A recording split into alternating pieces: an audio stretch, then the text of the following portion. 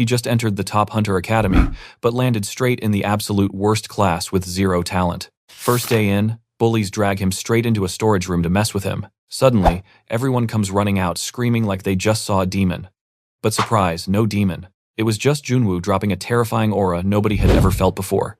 Plus, he is a master swordsman with absolutely insane, off-the-charts physical strength. He is so overpowered that during a basic dungeon test, a massive boss spawned out of nowhere, causing total chaos.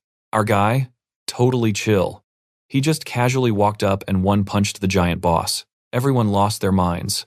How did a trash-tier student casually obliterate a monster that even the elite teachers could not even scratch? Now watch closely, because nobody knows Junwoo is actually the greatest hunter in history, reincarnated. In his past life, he sacrificed everything to save the world.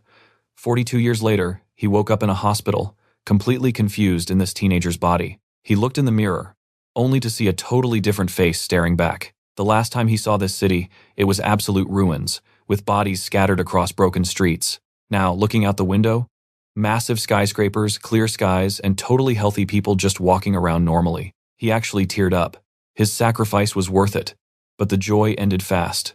An earthquake hit out of nowhere, so he ran outside to check out the chaos. Pushing through the massive crowd, he immediately spotted a monster portal. A young hunter named Go Eunchae was battling a monster right in the street, surrounded by rolling cameras and cheering fans like a reality show. Monster hunting was just entertainment now. Zero respect for the danger. Nobody followed the old rules he created anymore. Junwoo instantly smacked a camera down, called the guards crazy, and totally roasted Eunchae publicly for fighting so dangerously close to innocent civilians. She could not care less, just walking off and leaving him hanging. Lost in this weird new city, Junwoo suddenly remembered a huge detail. Right before he died, his old partner, Bae Wooik, promised to build an academy for the next generation. He showed up at the school, only to find a giant portrait of himself outside. Posing as a transfer student, he walked right up to Wooik. The old director obviously called bluff, until Junwoo casually dropped some embarrassing secrets only they knew. He mentioned the exact woman Wooik chased, and got brutally rejected by, for years, top-secret info only the real Junwoo knew. Wooik's jaw hit the floor. How did he reincarnate into this random kid? Our main character shrugged. They spent hours catching up on this bizarre new world, complaining about how nobody respected the old rules. But there was one massive problem. Junwoo's legendary sword was locked in the vault of another old partner, Seokdu. Guess what? Seokdu is now Go Eunchae's grandfather, the same girl Junwoo just yelled at outside.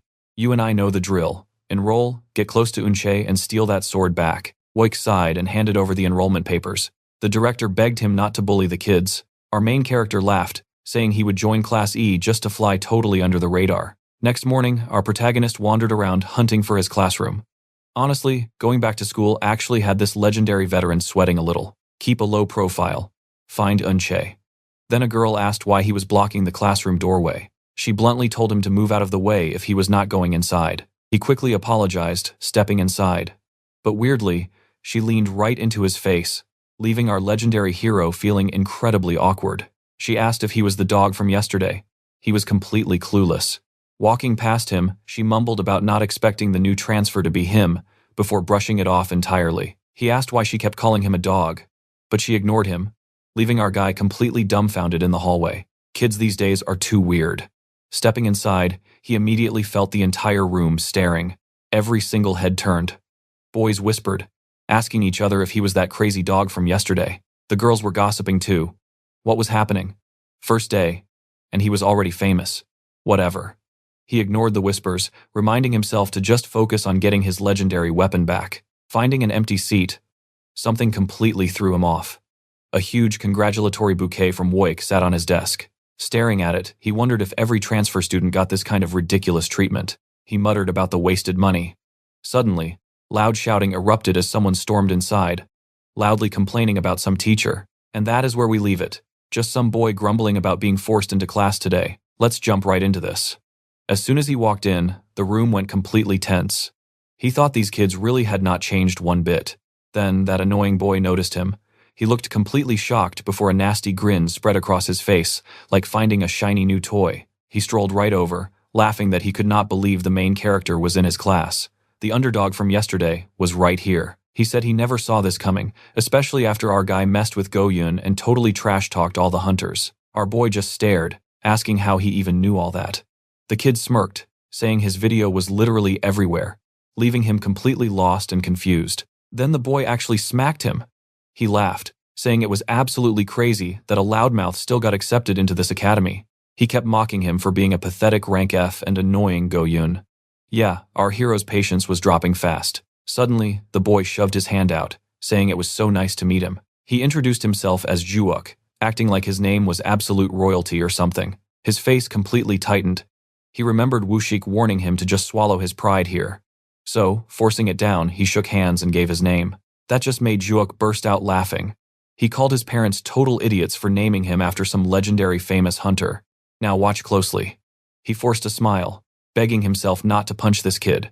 Juok then asked what seeing Go Eun was like. He shamelessly, stick with me here. He just laughed, claiming her director grandpa didn't give her a free pass to act so arrogant. He smirked, saying Go Eun would be his type if she dropped that intense glare. But then, someone interrupted, telling Juok to back off. That completely blindsided Min Jun Woo and Juok. It was that exact same girl from earlier. Annoyed, Juok demanded to know why she was picking a fight. She snapped right back, telling him to check a mirror before judging others. Oh, that totally triggered him. He lost it, asking if she was completely insane. He had let it slide once, but now she crossed a major line. She refused to blink. She brutally pointed out they were both in Class E, making them equal trash.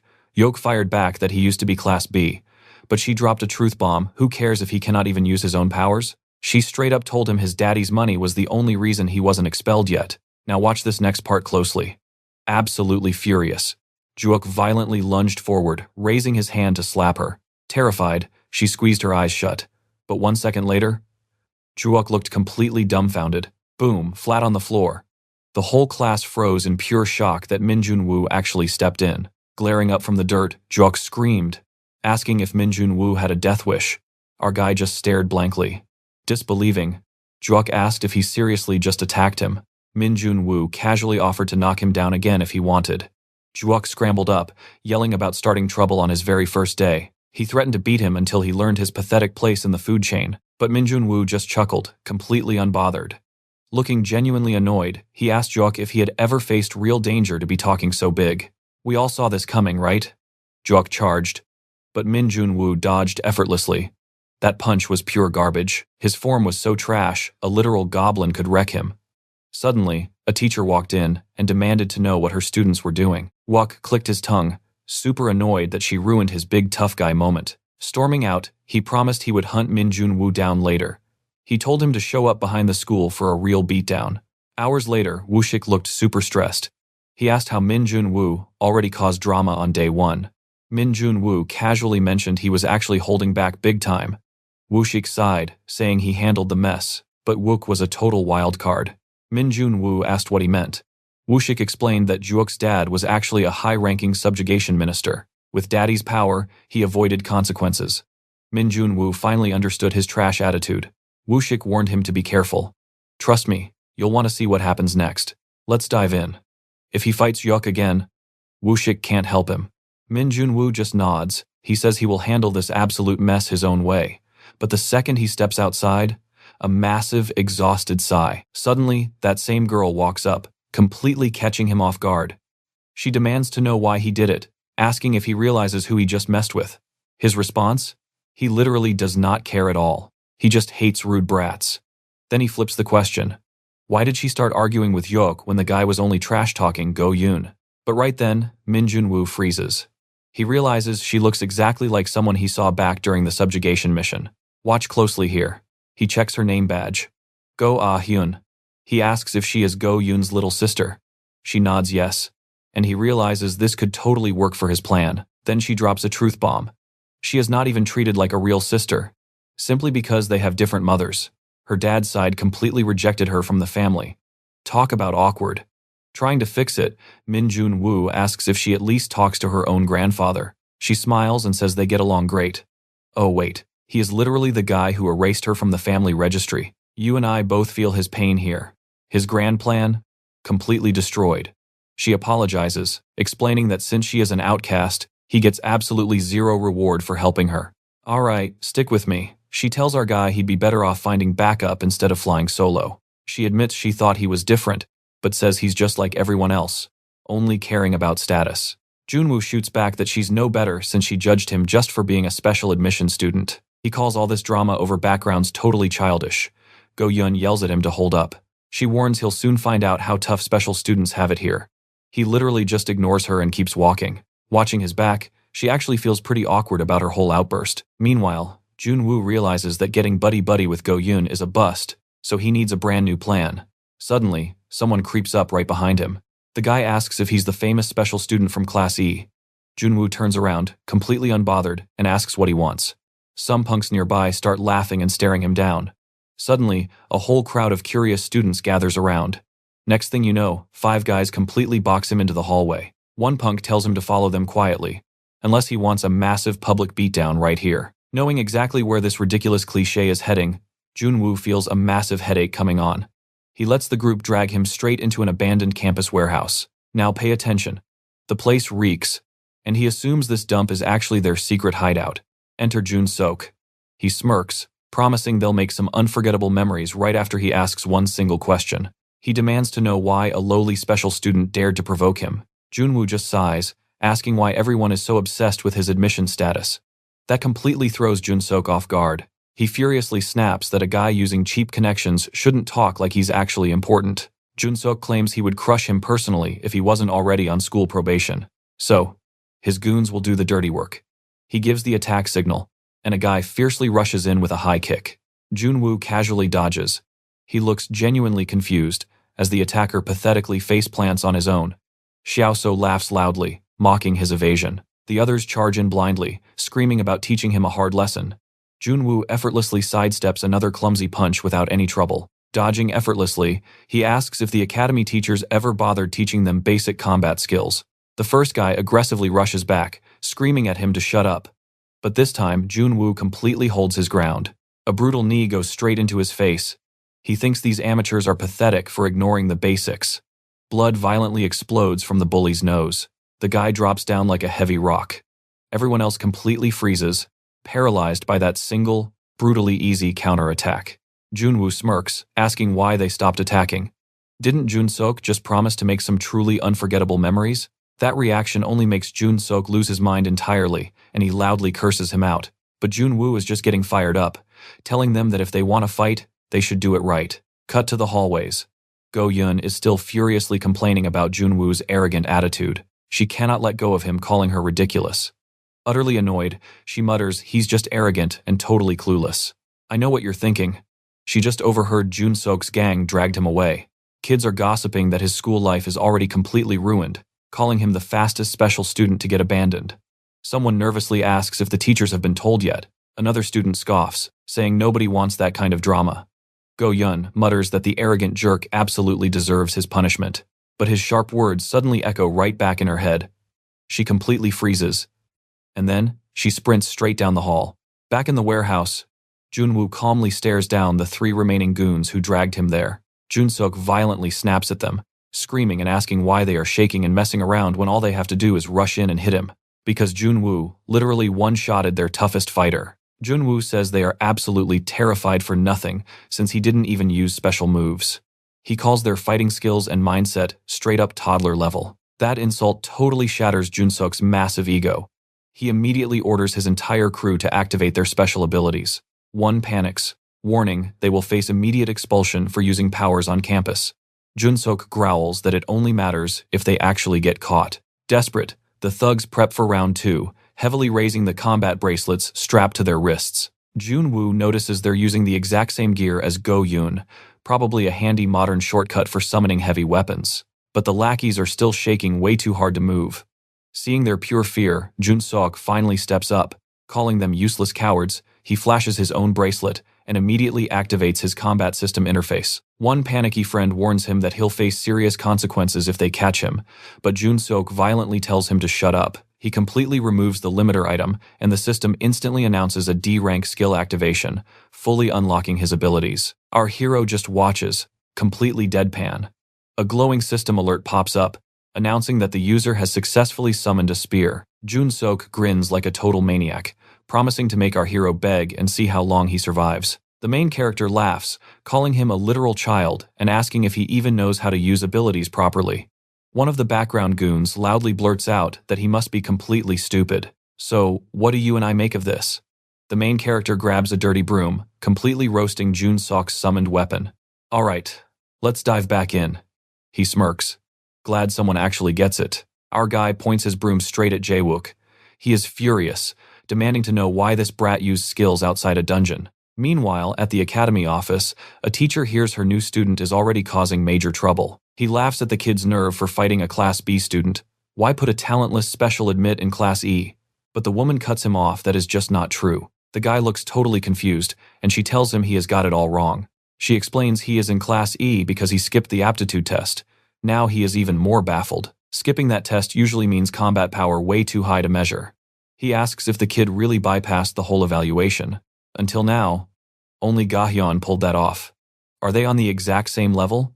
If so, he should not be rotting in the lowest tier. She reveals the director personally threw our hero into Class E. Why? Just to avoid unwanted attention. The guy finds that super weird. Hunters always want to stand out, but she admits she has no clue why. Before she can spill more, Go Hyun suddenly bursts in, shouting her name. The woman panics, asking what is wrong.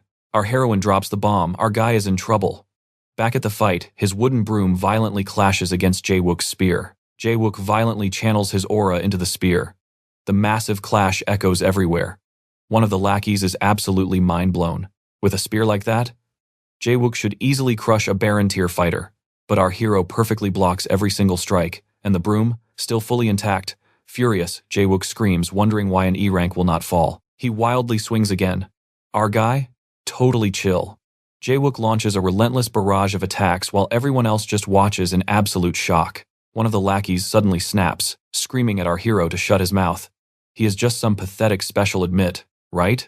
Our guy calmly explains that ability traits come directly from the weapon's power.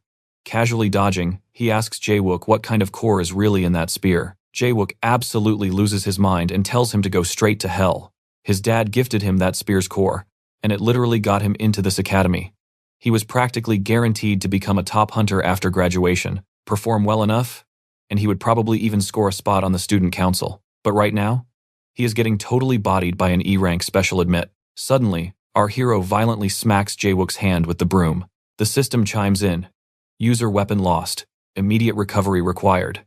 The kid is left completely stunned. Now pay attention, this gets wild.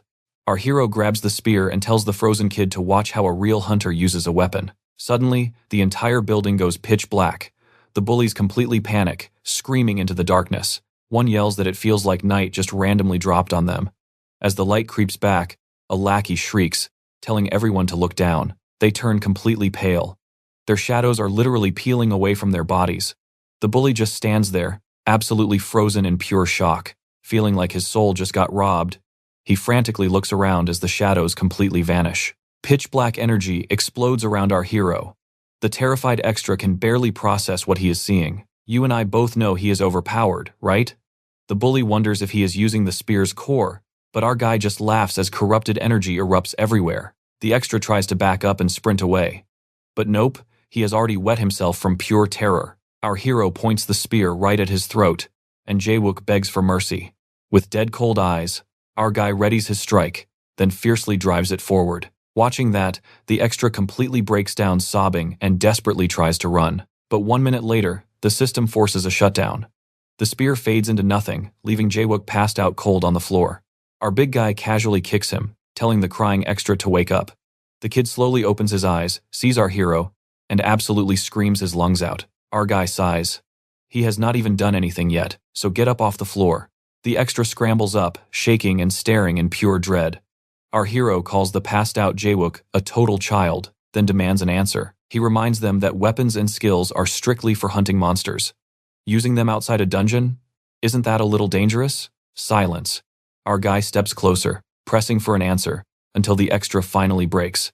Yes, it is incredibly dangerous. Our hero drops a brutal warning if he ever sees that again. The punishment will be way worse. Then he glares at the bully who cornered him earlier and orders him forward. He actually tells the kid to punch him. The extra is completely lost. Junwoo demands his absolute strongest punch. Otherwise, everyone will mock the bully for losing to a talentless special admit. The kid awkwardly thanks him, but asks why. Our hero simply replies that he needs to keep his true power hidden. The extra stammers, asking if he is really sure about this. Junwoo glares, "It better be your hardest hit. If it does not hurt, everyone catches a beating." So, what do you and I think happens next? Trust me, stay tuned. Let's dive into the madness. When that fist wrecks his face, teachers burst inside. Spotting the blood, she screams that the main character is bleeding. Yubin snaps that they went way too far, especially on his very first day. But the extra panics, screaming that the blood is actually his. Furious, the teacher orders the kid straight to the main office. She then tells Ah-eun to drag our giant hero to the infirmary, and she quickly nods. Minutes later, our guy complains that his new body is ridiculously weak. Glaring at the girl, he demands to know why they are just standing there instead of heading to the clinic. She just stays completely quiet. Our main character sighs, telling her to relax because he will handle this mess himself. Ah-eun straight up asks about his real identity. He plays dumb, calling himself a normal student taking a beating, but she tells him to drop the act completely. She literally saw it all. Earlier, a teacher sent her behind the academy to check things out. Wandering around alone, she suddenly heard loud yelling and snuck over to see the actual drama unfold. Seeing our giant totally destroy those guys terrified her. Ah-eun demands to know why an absolute beast like him is stuck in Class E instead of the elite top tier, but he just tells her to mind her own business. He hates standing out, demanding she completely forget everything she just witnessed. I know what you are thinking. She is exactly like him? Our main character is left totally confused by that. She confesses to misjudging him for being a special transfer and even looking down on him initially.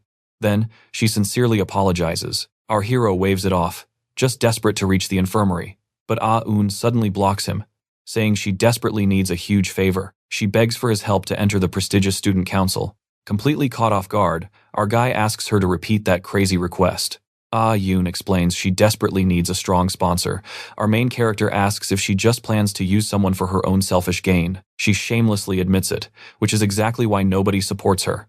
Before she can even pop the big question, he rejects her instantly, claiming he is way too busy. Panicking, she swears it will not be free. Whatever he desires, she will do. But he coldly replies that she simply cannot give him what he is after. She frantically spams offers, but he shoots down every single one until she drops a bombshell, promising an introduction to Hyun. That instantly stops him in his tracks. He asks if she is joking, since Hyun was literally exiled from her own home. But the girl smirks, clarifying that is not what she meant. She hesitates for a second, making a hilarious face. Beaming, she reveals her sister runs the council. If she gets in, she can totally set up a secret meeting right away. He gives her a weird look and shuts the idea down, saying he will handle it alone. But suddenly, extreme dizziness hits him like a truck. He drops to the floor while she totally panics. Our guy groans, reminding her he has been trying to reach the clinic this entire time. Now watch closely. An intense emergency meeting starts at Hunter Academy. One teacher declares this is Josok's second time abusing his powers, demanding immediate expulsion. Another nods along, saying they absolutely can not sweep this under the rug. The first guy chimes back in, swearing he witnessed the chaos firsthand. Another suit then asks what the academy director actually thinks about this massive mess. Director Woosok looks at the teacher who found Ah-eun. He asks if Josok's gang truly jumped the transfer student, and she confirms seeing it happen. Double-checking the facts, he demands if she saw it with her own eyes. She confidently repeats her answer. Out of nowhere, the director laughs, thanking our main character for taking a beating. The teachers are left utterly speechless. His smile vanishes instantly. Using powers on campus is strictly banned. Since Josok is a repeat offender, rules dictate he must be expelled, but someone suddenly interrupts the vote. The guy claims he has something crucial to add. Without an ounce of shame, Woosok lets him speak up. He argues that kicking the kid out is completely overkill. Woosok questions him, and the man excuses it as typical teenage drama. Yubin furiously snaps back, shouting that almost killing someone is not a simple mistake. It could have ended in a total disaster. But the guy keeps defending Josok, calling him a rare prodigy, destined to become the academy's top hunter. He pressures her, asking if she would really destroy a genius over one bad call, even while admitting the kid made a massive, unforgivable mistake. He firmly insists expulsion is way too extreme. He suggests a simple 1-week suspension is plenty to teach the boy a lesson. Woosok nods, saying he understands Jo Min's point. He announces that Josok's final punishment will be decided later. Declaring the discussion over, he abruptly ends the meeting. The frustrated teachers slowly start filing out of the quiet room. Meanwhile, Jo Min walks out looking incredibly smug. Checking his phone, he makes a quick call straight to the minister himself, Jo Sok's powerful father. Jo Min promises the punishment will just be a slap on the wrist suspension, securing Jo Sok's spot on the elite student council. His voice turns ice cold, swearing he will make our hero pay dearly. With the monthly evaluation approaching, crushing him will be way too easy. 3 whole days pass, and our guy still has not caught a single glimpse of Hyun. He realizes Class E is packed with absolutely talentless students. Even worse, the hunting lessons are just a huge waste of his time. Trust me, you and I know his epic moment is coming. Alright, stick with me. Before he even finishes thinking, someone smacks him right on the head. It is the exact same bullying scene, featuring those guys he already crushed in the warehouse. To everyone else, he just looks like their pathetic errand boy. But that is definitely not the real story. The bully calls him totally pathetic, barking at him to tag along if he wants to learn something. Those former extras strut right out of the classroom, with our protagonist quietly following them out into the hallway. The second he speaks, the boys jump in panic. He calmly mentions the slap actually hurt, and all 3 of them frantically apologize. He points out they are just taking their anger out on him, but one instantly rushes to deny it. Yoon Xiao claims it just had to look real. The protagonist asks if they handled his task.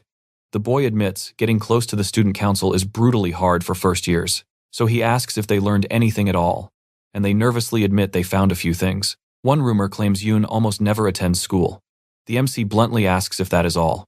They add she has practically 0 friends, and the only person close to her is another council member named Jong Yoon. Now that sounds actually useful, so he asks where Jong Yoon is. The boys confess Jong Yoon barely attends school either, completely setting him off. He tells them to get lost. They apologize and promise better info next time. As a headache starts building, he realizes someone is standing behind him. It is Ion, saying this approach will fail. Seeing her, he asks if she has been following him. She explains Jong Yoon is an official council member, making him extremely hard to meet.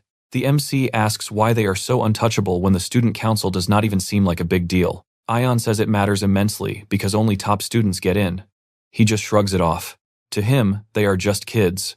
She explains joining the council means becoming a hunter instantly and getting to take part in real missions. Plus, every single member comes from a powerful family. Even the academy teachers have to treat them very carefully. Inside the academy, they basically hold absolute power. Watch closely, she claims. At this rate, he will never catch Go Yoon. Zheng Dao directly asks if there is any other way to find her. Issa suggests he should just join the student council himself, but he immediately shuts that down. Totally confused, she asks why he keeps refusing. He brutally reminds her that only talented people stand out, and she lacks that talent. Owan begs him to teach her, promising she will work incredibly hard. That actually makes him laugh.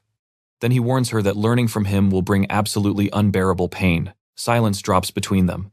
He admits he has no idea why she wants this so badly, warning her to stop chasing things totally beyond her reach. But Awan says she does not care. That genuinely catches Jeongbo off guard. Without the council, she would rather leave for another world entirely. She desperately begs him to finally train her. She wants to master absolutely everything about subjugation. She is fully ready to devote herself to his brutal training, no matter what it takes. He starts walking away, brushing her off since the break is over, but she loudly demands an answer.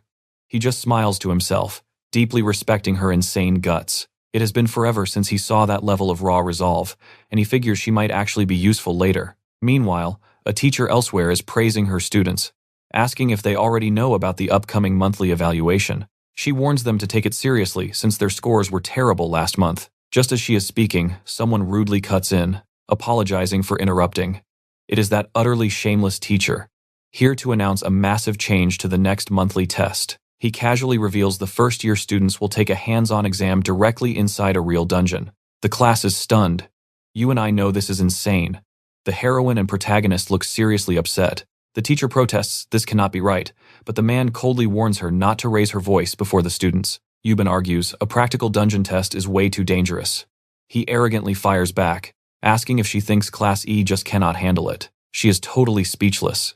He smirks, claiming the decision is final and that hiding students from proper training is basically discrimination. He challenges her, asking how long they will stay sheltered from the academy's real activities. He claims these students absolutely need these basics to survive as hunters. The MC knows this is pure insanity. These kids know nothing. They are basically children. No sane teacher would ever force them into a dungeon unless something highly suspicious was happening. The man announces anyone too scared to take the test can just give up and attend remedial classes instead. But then, staring dead at our protagonist, he adds a threat. Withdrawing from this exam guarantees his immediate expulsion. Leaving, he promises to personally supervise.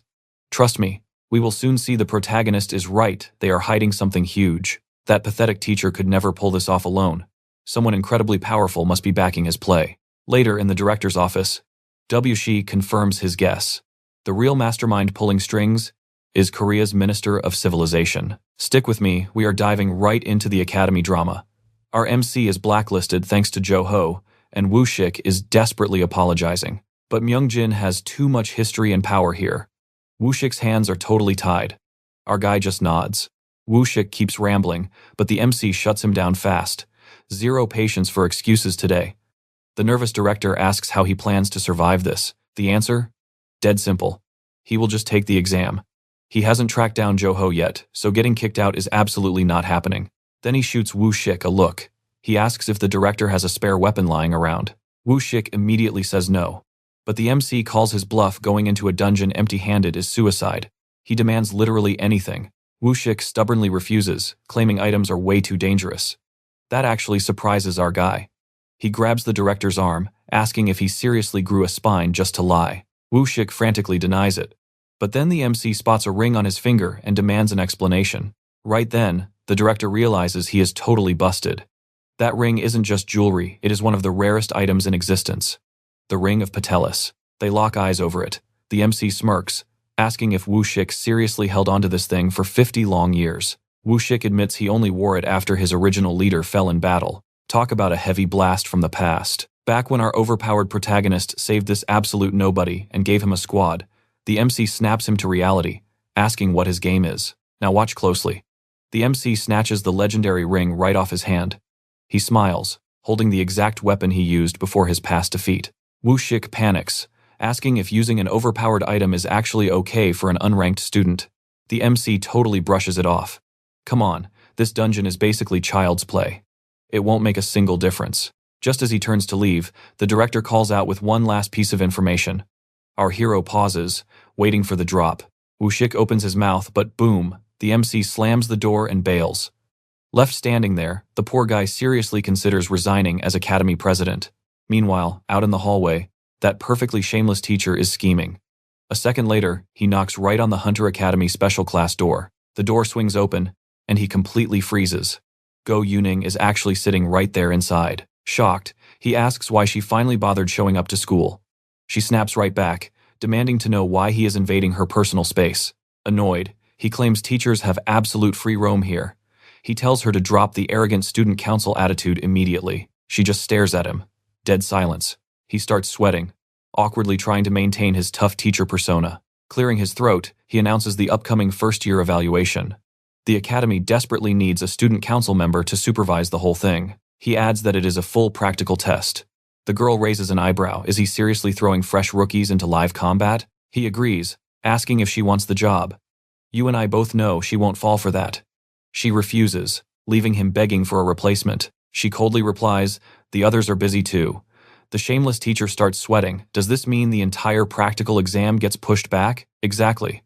If the council cannot be there, they should just delay the whole thing until next year. Zero benefit for her crew anyway. But then she smirks. Maybe if he actually paid her, she would consider the job. He completely snaps, yelling that being on the council does not make her some untouchable queen above everyone else. Junmin claims he built her reputation here, asking if she truly thought she climbed the ranks solo. She glares, telling him to keep his temper in check. It was her grandfather who judged his pathetic skills, not her. Plus, maybe he should start showing the council some actual respect. Junmin is absolutely stunned. He stammers, asking who leaked that embarrassing judgment, but before she can roast him again, someone enters. The newcomer flashes a bright smile, casually greeting his teacher. Then he asks if he is interrupting some super important meeting. The flustered teacher explains his desperate need for an exam supervisor. The boy glances at Eunchae, and Junmin admits she flat-out rejected him. So, the new kid casually volunteers for the job himself, claiming his schedule is totally clear anyway. Junmin asks if he is actually allowed to help. The boy just grins. Of course he can, he is on the student council too. Junmin secretly thinks this kid is a total headache to manage. He seriously hesitates before handing over the responsibility. Still, desperate times. He approves it, tossing over the paperwork to sign. Go Eunchae watches silently as the boy flashes a very suspicious grin. She asks about his dungeon subjugation schedule. He laughs it off, he will just cancel it. He isn't famous like her, so nobody will notice. Go Eunchae is totally lost here. She asks why on earth he is helping Professor Junmin when he clearly despises the guy. The boy's smile drops. He took the job purely to keep an eye on that shady teacher. He won't let another tragic accident repeat itself. Plus, he really wants front row seats to the exam. He heard the legendary kid from the hospital just joined as a special first-year student. Go Eunchae squints at him. The way he casually talks about high-level subjugations makes it obvious he knows way too much. He admits his curiosity got the better of him, so he started tracking our overpowered protagonist. Day 1. That guy wrecked Joho's crew and skipped the evaluation. He asks if she isn't dying to know his identity.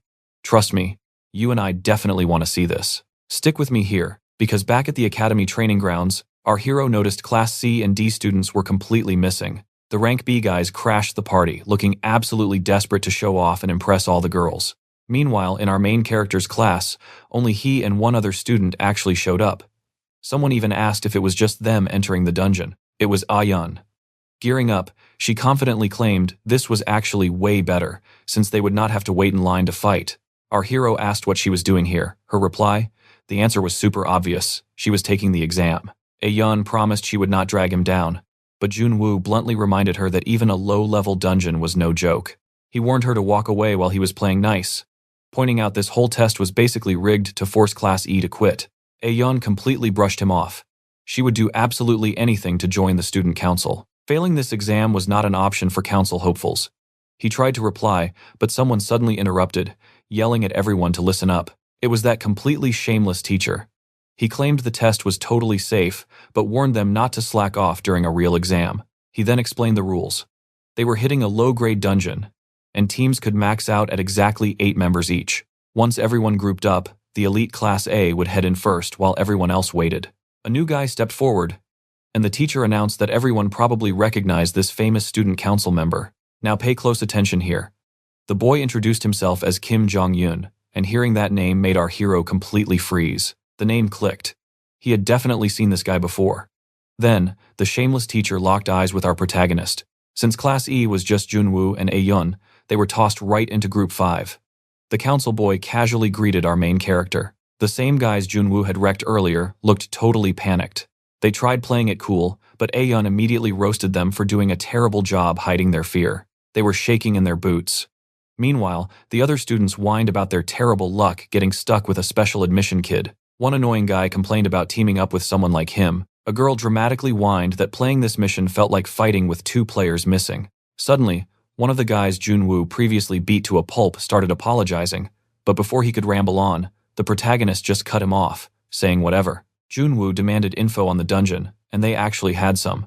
A guy practically bowed, nervously handing over a tablet and begging him to read the gathered details. The whole crowd was totally speechless. Somebody was actually bowing to the school loser. But another jerk sneered, mocking our hero for being completely useless and having to beg others for basic dungeon information. A few hours later, at the creepy cave entrance, Jong-eun checked on the final team.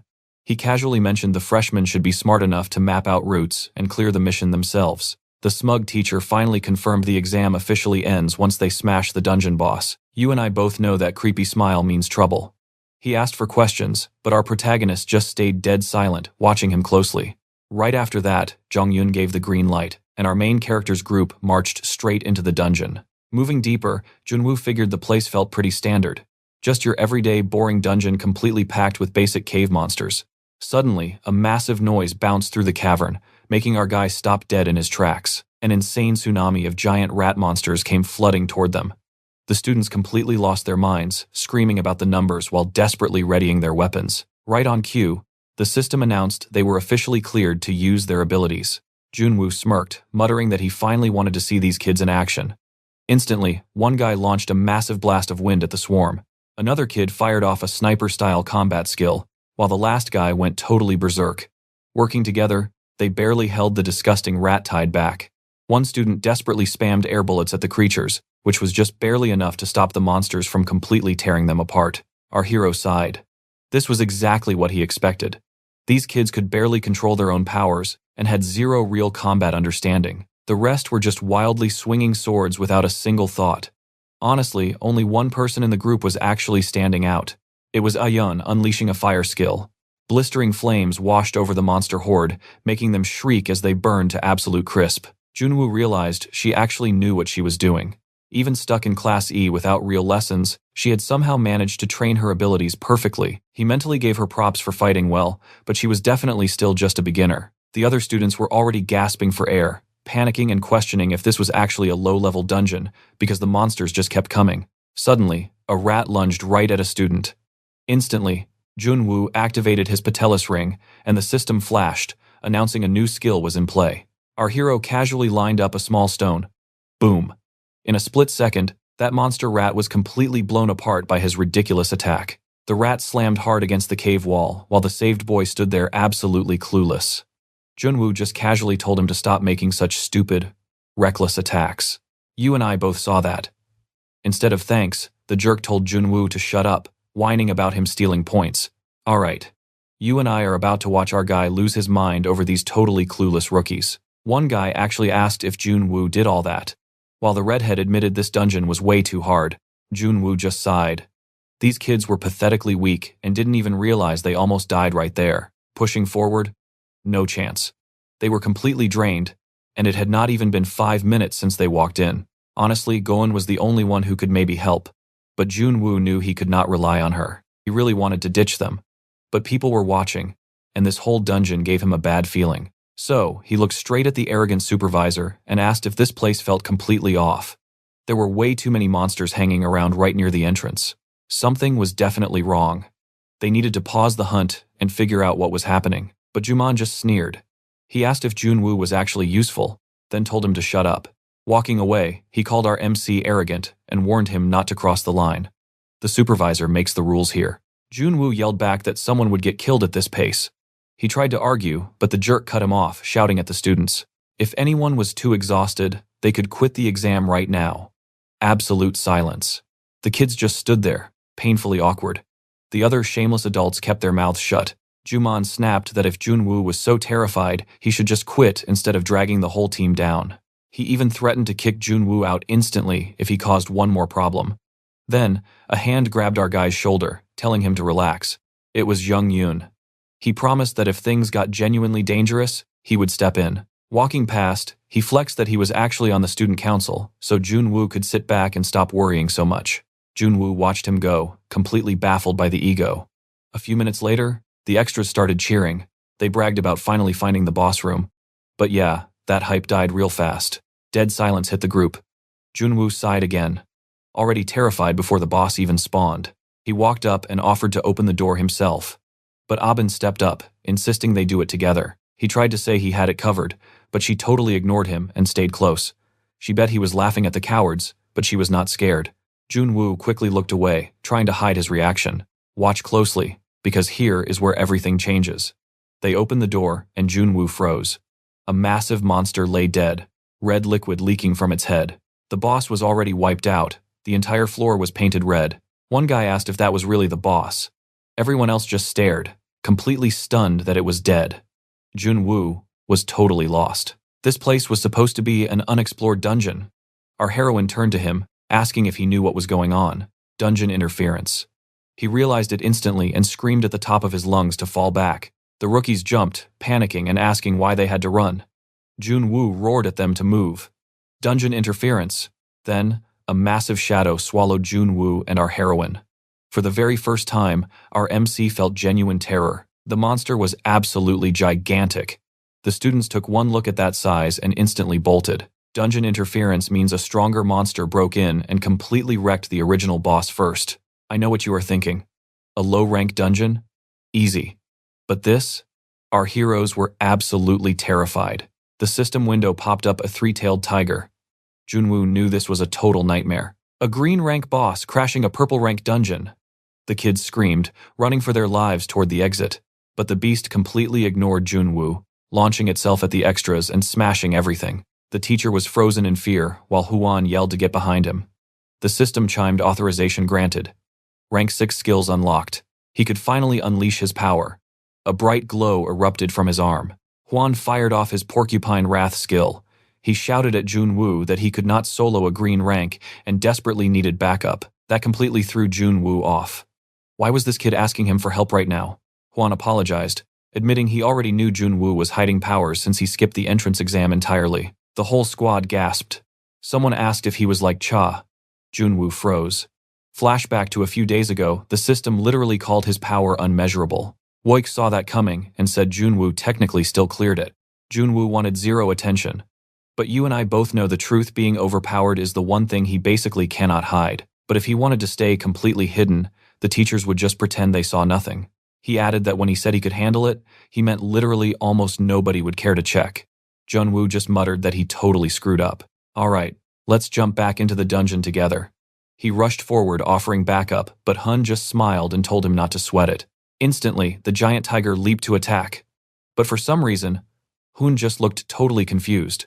Ready to block, he suddenly saw a tiny opening.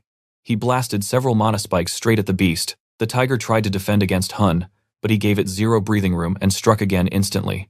2 sharp spikes slammed deep into the massive body. That second hit completely pushed the creature into a blind frenzy. The students were hyped, saying student council members were built totally different, making them look like little kids. Then a few glared at Junwoo, whining that he did nothing while Hyun carried them. One guy even accused Hyun of giving Junwoo special treatment, but a girl quickly shot that rumor down. Still, that annoying boy muttered that Junwoo had bugged him since day one. He refused to let Junwoo get away with doing literally zero work. He needed to expose whatever was happening here. Meanwhile, the third strongest member of Team 8 pushed forward, hunting for an opening. But he was totally confused. No battle had ever felt this incredibly easy before. You and I both know beating a boss this easily feels way too good to be true. Passing by Junwoo, his suspicions spiked off the charts. Was our totally average guy secretly pulling strings behind the scenes and giving away the credit? He snapped back to reality when the tiger charged him again. Right then, Junwoo casually flicked a tiny rock straight at the massive monster. Instantly, the beast wobbled, super dizzy. Our overpowered guy was basically putting it to sleep. The pieces finally clicked for the student. Every single time the beast lunged, Junwoo secretly used a skill to shove it off balance. The guy remembered reading about insane tactics exactly like this. Junwoo was perfectly sniping its weak spots. That is mathematically impossible unless you can literally predict the exact movements of the monster. The craziest part? Junwoo was pulling this off without a single person noticing, leaving the guy wondering who this dude actually was. But none of that detective work mattered right now. The main goal was killing the huge tiger and getting everyone out alive. So, he slammed the massive monster right in the head, and that final blow completely finished it off. The guy stared down at the dead tiger, completely mind-blown. Meanwhile, the rest of the class was cheering, absolutely amazed by the fight. They kept praising the student council, yelling that their senior was an absolute god. Off to the side, the shady supervisor just laughed to himself. He honestly panicked, thinking the disaster from 2 years ago was repeating. But now, it looked like they were totally in the clear. Plus, if Junwoo really scored a free pass on his exams for no reason, they could finally use that excuse to kick him out. But Junwoo suddenly blocked their path, shouting that the monster was actually still alive and staying was suicide. He told them to evacuate immediately.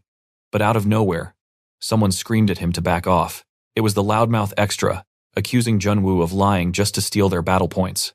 Then, the absolute moron jumped right in front of the beast. He screamed that Junwoo was not stealing his glory and went in for the final hit. But surprise, the giant tiger snapped its glowing eyes open and pounced. I know what you are thinking. And yes, it attacked that idiot. Junwoo just stood there, realizing this guy was a complete fool. But then the senior, Hyun, threw his body in the way, and in a flash of blood his entire arm got ripped off. Hyun coughed up a massive amount of blood.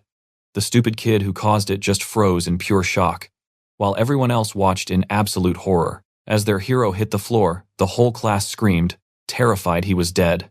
Instantly, Junwoo ordered everyone to run for their lives. They cried out, asking if he would survive, but he snapped back to just save themselves.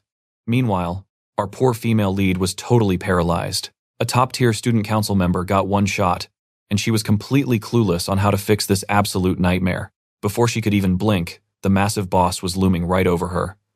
She desperately tried to calm down, remembering the beast hated fire her exact magic affinity. But when she tried to cast a spell, 0 mana. Pure terror had locked her down, making her shake so badly she could not even move an inch. The giant creature charged straight for the kill, but suddenly, the system violently pinged explosive flow had just been activated. Out of nowhere, a fist rocketed toward the beast. It was Junwoo. One insane punch cracked the giant tiger and completely sent it flying. She just stared, totally stunned. Did the useless guy really just blast a boss away with one attack? That single hit knocked the beast miles back. A split second later, our overpowered main character dashed forward. Meanwhile, that annoying extra was just sobbing next to our bleeding senior. Honestly, the kid was not really evil, just incredibly stupid. Suddenly, someone violently grabbed his collar. Junwoo yanked him up, barking at him to stop crying and carry the senior out if he did not want him bleeding to death. Our main character ordered the big guy to help evacuate, telling everyone else to hide. Squaring up for round 2, Junwoo deeply blamed himself.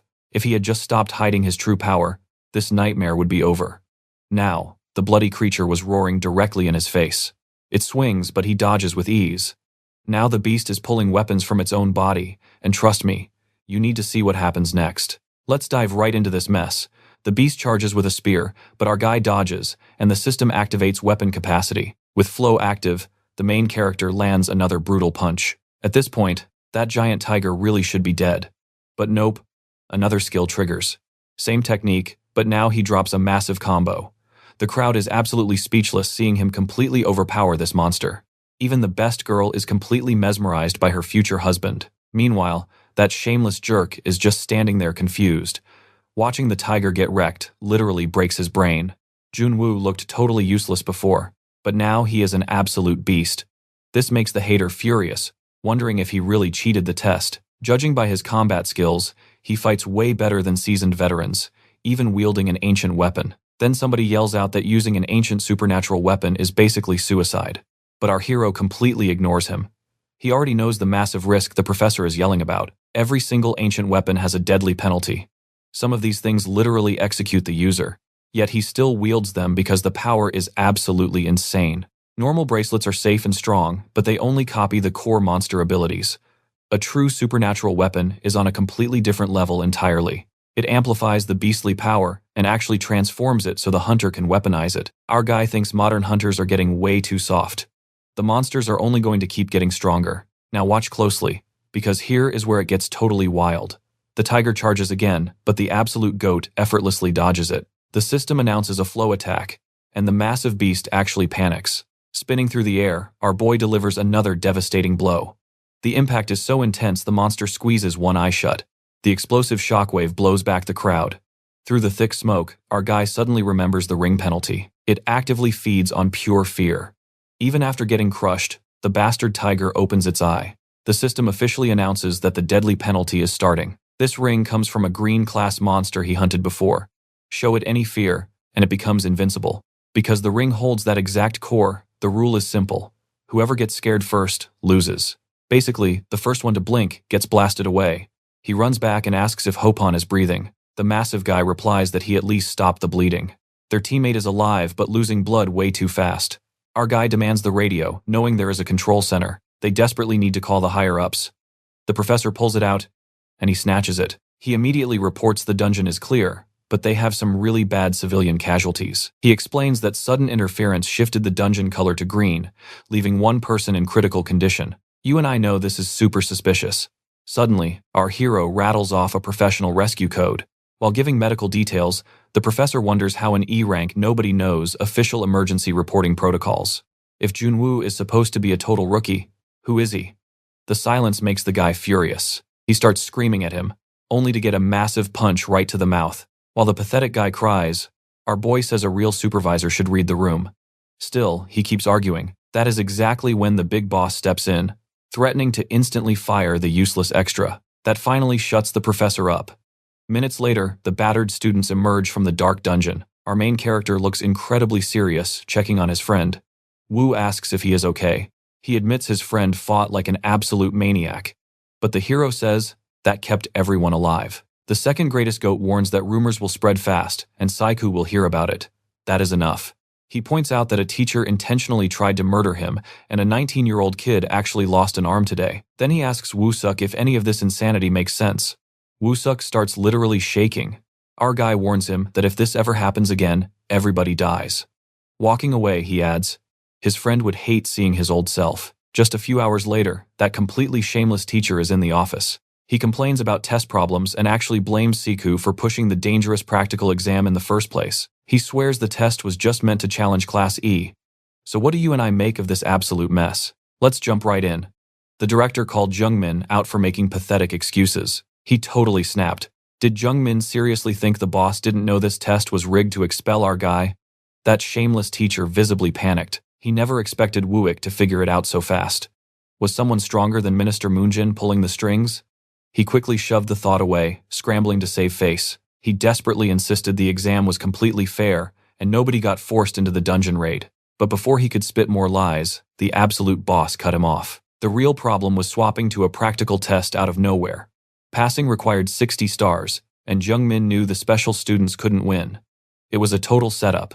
Then he pointed out the obvious: our main character was built different. He crushed the exam without even needing to take it. Backed into a corner, the teacher awkwardly claimed the dungeon disaster was just random outside interference. Then he dropped a massive Uno reverse card, reminding Wooik that he approved the test too. That actually shut the director up, because yeah, he totally signed off on it. Defeated, Wooik stopped yelling and agreed. He ordered the teacher to draft the report, saying they would check the footage before deciding anything. Smirking, the corrupt teacher turned to leave. But he froze solid when Wooik dropped a heavy warning he wasn't scared of Minister Moonjin at all. Watch closely here. The only guy he ever feared was Junwoo from 40 years ago. Confused, the teacher asked for an explanation. Wooik simply warned that if this repeated, he wouldn't be able to protect Junwoo at all. That dark warning terrified the teacher. Stepping out of the president's office, he let out a massive, shaky breath. He immediately dialed the minister, promising that the whole mess would stay buried. Moonjin coldly replied that since Jungyoon's injury wasn't deadly, he wouldn't take the blame for the disaster. Plus, Johan was never a real candidate and already got Professor Choi fired, so he should just be glad he survived.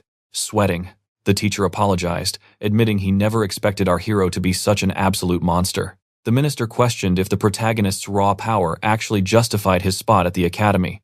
But before he could reply, Mohaben aggressively interrupted, cutting straight to business. Speaking for the Parents Association, he boldly declared that the student council candidates were already locked in. He pressed Jungmin for his opinion, and the terrified teacher instantly nodded along. The minister sounded pleased. He noted Jiho's hard work, said he shouldn't give up, and casually offered to grab lunch soon. The call ended, and the corrupt teacher slumped, groaning. He simply couldn't wrap his head around a student having that much power. Junwoo wasn't just better than normal students. He completely outclassed veteran hunters, but he refused to back down. No matter what it took, he was going to destroy Junwoo. We've all seen this classic comedy timing, right? The tough guy brushed off a pain warning, only to scream bloody murder over a tiny cotton swab. The nurse sighed, telling the giant baby it was already over. She ordered him not to lie down until the medicine dried completely. Our heroine totally roasted her future husband for crying after soloing a green rank boss. Embarrassed, the main character told her to zip it. He honestly wondered if it hurt this bad because he hadn't touched a supernatural weapon lately, quickly remembering his body wasn't like his past life. Grumbling, the hero complained that she kept appearing out of nowhere just to annoy him. Smirking, she promised to leave him alone if he finally agreed to help her out. He groaned, asking if she was seriously still begging about the student council. He'd said no 100 times. Honestly, her joining meant absolutely nothing to him. Out of nowhere, another voice chimed in, warning that getting into the council would be incredibly tough. Ah, Yo-Yo jumped, surprised he had actually been moved into the main character's room. Yep, it was Hyun, the third biggest legend in this story. Our hero checked on him, and the boy smiled, saying he was okay but his battle wounds were still throbbing like crazy. The protagonist casually asked if he knew the arrogant jerk had already dropped out. Hyun nodded, saying he heard right after the practical test. Annoyed, the main character muttered that saving a life deserves at least a basic thank you, but that coward just packed up and ran. Hyun calmly shrugged it off since they all survived. But the hero stared at him. How can you be that chill after literally losing an arm? The boy paused, totally speechless. Then he smiled, sharing his dad's advice: as long as you stay in the game, you can beat any obstacle.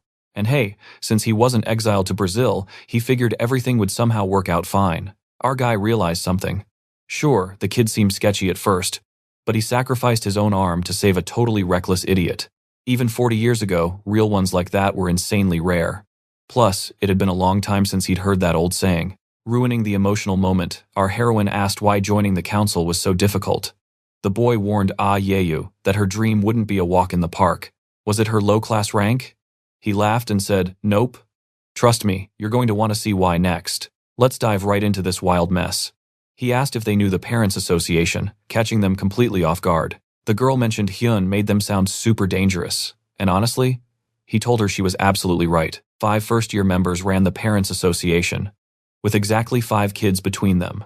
Conveniently, each grade also had exactly 5 student council spots. He asked if they connected the dots, and our heroine went dead pale. Basically, these powerful parents already rigged the game. Their kids were guaranteed those council seats, no matter what. Looking uneasy, Hyun asked if he got his spot that way too. Nope. The boy said he only squeezed in when a reserve spot opened up. Our MC jumped in. Did students need approval to join? Or worse, did they literally just get rid of someone else? Hyun stayed dead silent. So our guy asked what actually happened to the students they pushed out. The heroine was totally shocked. Were people really getting removed over this? Hyun just sighed. Did he seriously need to answer that? Looking right at her, he admitted it felt weird saying this as a senior, but she was honestly way better off just giving up on the council entirely. She instantly refused. Was he seriously telling her to quit before even trying? Just because some parents' association might hurt somebody? She turned to the MC. Did he not think this entire system was incredibly messed up and needed fixing right now? Sure. The MC knew this school's corruption was endangering students. He wanted to step in. But honestly, the return of Diginiana was way more important to him. So, he just repeated himself. Absolutely nothing else mattered until he finally tracked down Xiao. Right then, Hyun mentioned she showed up at the perfect time. The second heroine, or maybe the main one, just appeared behind the MC. Now watch closely here. Uni walked right over. Our hero was totally stunned. Things were falling into place way too fast. Eunchae stood up with a massive smile, going straight over to greet his girlfriend. He said it had been a while. But wow, she completely ignored him.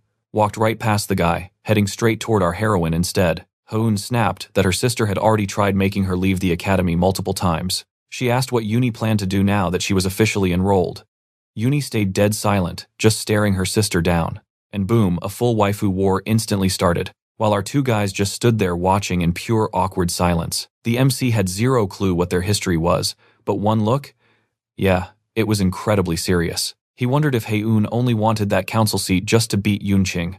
Suddenly, our heroine said she was done here and started walking away. The MC tried to say something, but she cut him off, warning that his own situation was actually way worse. For the very first time since arriving, Uni actually spoke. Was her sister hurt? Hyun looked genuinely surprised by that. Then she walked off, snapping that it was way too late to pretend to care. Trying to break the heavy tension, Hyun thanked his friend and asked if the MC and Uni already knew each other. While they just stared at each other, he awkwardly joked that their first impression probably totally sucked. He then figured he should probably just leave before ruining their date. So he headed out, making up an excuse. The MC said he really needed to talk to Uni, and they both left the room together. Watching them go, Hyun felt super weird about this entire mess. Later, right in the hospital hallway, Uni straight up asked what his actual problem was. We've all been there, right? The protagonist totally realized he wasn't prepared for this conversation yet. He thought about being direct. Maybe claim he was a massive fan just to get close? No, he knew that would totally backfire right away. She casually mentioned hearing about his role in the subjugation during that insane practical exam. He tried to downplay it, saying Hyun did everything. She instantly cut him off. His friend absolutely could not have handled that all alone. She pointed out how panic-filled that situation was, yet a mere first year controlled it. Plus, the advice he gave earlier, definitely not beginner-level stuff. Our hero was ready to drop another excuse. Instead, he just laughed and told her she was acting way too sure of herself. Smirking in a teasing tone, Uni asked if he was seriously trying to provoke her. Junwoo simply smiled and said, "Of course not. He only wanted to see if they could actually get along." Trying to wrap things up, she bluntly asked if he wanted a council seat. She figured he was probably just trying to build connections, but honestly, he didn't even need to. His skills were already making him stand out. The MC completely denied having any interest in the student council, but she interrupted him yet again. She had one final thing to say. Her playful vibe instantly vanished. She warned him that whatever he pulled to join the council, he better never drag her sister into his mess. The MC casually mentioned how alike the 2 sisters really were, making Uni frown in total confusion. He explained that Hyun was the only one actually gunning for that council seat. He genuinely did not care about it at all. He He only wanted to get close to her because he still had some serious unfinished business with Sodu. Now, you and I definitely didn't see this coming. Out of absolutely nowhere, she drove an elbow into his neck, slamming him against the wall, demanding what her sister asked of him. When our boy tried answering, she ordered him to speak up. She pressed even harder. All right, stick with me here. Did Hyun want council backup or pure revenge? Our hero was officially annoyed and ready to strike back, but held off. Instead, he shoved her away, catching her totally off guard. She caught her balance, immediately firing a brutal kick right at him. Blocking that one was tough. Dodging her next strike, he finally realized she was actually incredibly skilled. They locked eyes briefly, then clashed again. This was absolutely nothing like their last encounter. Her level was insane, even for the dungeon management team. Before he could even process that, she launched another attack. Dodging again, he realized he completely underestimated Hyun. Her speed was basically lightning. Why did her street subjugation look so painfully average when her true skills were obviously this god tier? She rushed him. He dodged like he was lining up a counterattack, but that was just a total fake-out. Instead, he ripped off his arm bandage and whipped it straight into her face. Perfect hit. Now watch this next move closely. She stumbled for a second, giving him the perfect opening to grab her collar and pin her right to the wall. She glared, asking if dirty tricks broke the rules. Junwoo just scoffed, asking if this crazy academy even had rules. Smirking, she noted that for a special student, he was adapting to this madness way too fast. Our main character admitted she was way stronger than expected, demanding the truth about the last subjugation. She replied that it was completely different from his assumptions. It wasn't about fighting well at all. It was purely about putting on a flashy show for the audience. That logic seriously annoyed him. When she asked why he even approached her, Junwoo casually brushed it off. He just needed a meeting with Yoon's grandfather and wanted her to smuggle weapons from headquarters. She just stared at him in disbelief. She flat out told him stealing weapons from there was completely impossible. He argued they were just display pieces, and since she managed the support house, grabbing a few should be easy. Hyun instantly shot that down. Her grandfather would never allow it. Before he could keep pushing her, a woman's voice yelled out. His hand was still on Yoon's shoulder when the nurse warned them against fighting. Hyun fiercely swatted his hand away, turned around, and calmly walked off. Junwoo smirked, saying he couldn't wait for round 2. She just snapped back that she hoped to never see his face again. He chuckled, claiming that would be pretty difficult since she was Sodu's granddaughter. Soon after, he headed back to his own dorm. Hyun asked how the chat with Hyun went. Junwoo admitted it was a total disaster, which Hyun totally expected. Our hero wondered if her bond with her grandfather was genuinely that terrible. Hearing this, Hyun looked both surprised and visibly sad. He explained it wasn't necessarily toxic, just freezing cold. They acted way more like strict co-workers than actual family. This actually surprised Junwoo. He asked if they really lacked that family warmth, and Hyun simply nodded in agreement. Hyun then asked what their conversation was even about. Junwoo explained his weapon request and her rejection. Hyun said that totally checked out. Hyun never asked her grandfather for a single favor. Honestly, just breathing near the guy was terrifying. The protagonist asked for details, but Hyun whispered that it was way too dangerous to discuss here. Laughing, Hyun called the whole request a doomed mission. Junwoo asked if bribing her with cash would work, making Hyun laugh even harder. He revealed only one specific thing could grab her attention. Junwoo naturally asked what. I know what you're thinking, but here's the catch. Hyun said scoring a favor meant forcing Hyun to quit the council race. He didn't know why, but Hyun absolutely despised her sister being at this academy. Junwoo realized that perfectly matched her words during their brawl. Hyun figured Hyun quitting was their golden ticket, but Junwoo suddenly shushed him. Someone was definitely creeping around right nearby. A few hours later, our heroine sat completely alone on a quiet bench. Yep, she was the eavesdropper from earlier. Now she was obsessively replaying what she heard between Junwoo and Hyun. She remembered pushing herself to the absolute limit for council entry, just to get revenge on Sodu. But with her current skills, she'd never make the cut. She might not even survive graduation. That was exactly why she desperately needed Junwoo. He was just a first year, yet his power was totally off the charts. With his backup, she actually stood a fighting chance. Still, she convinced herself that securing his help was a lost cause. She basically forced herself to swallow that bitter pill. Life had always been this cruel, so she decided to handle it solo until footsteps approached her. It was Junwoo. His very first question was asking why she looked so incredibly pathetic, wondering why she wasn't heading home this late at night. She mumbled about leaving soon. Junwoo casually said he only had one question. Was she actually planning on giving up? Hyun violently flinched. She asked why he'd think that, and he smirked. Trust me, You and I want to see what's next. Stick with me here. He smiled, realizing the original plot was already changing, and confessed he actually fought Eunchae. She gasped, totally confused. Junwoo shrugged, saying they really threw down, and Eunchae was way stronger than he even guessed. Things got pretty messy. They couldn't see eye to eye and ended up clashing hard. So, he had to completely switch up his tactics. Forget playing nice. He planned to straight up threaten Eunchae. Hyun just stared at him, totally speechless. Confused, she called him way too aggressive, asking if he was pulling her leg. He shut that down fast. He needed Eunchae's ultimate weak spot. Hyun couldn't guess her sister's weakness. Junwoo just pointed straight at her. He dropped the bomb. Eunchae's weakness was her. He told Hyun to really think about it. Eunchae was council leader, a top-tier hunter, and the chairman's grandkid.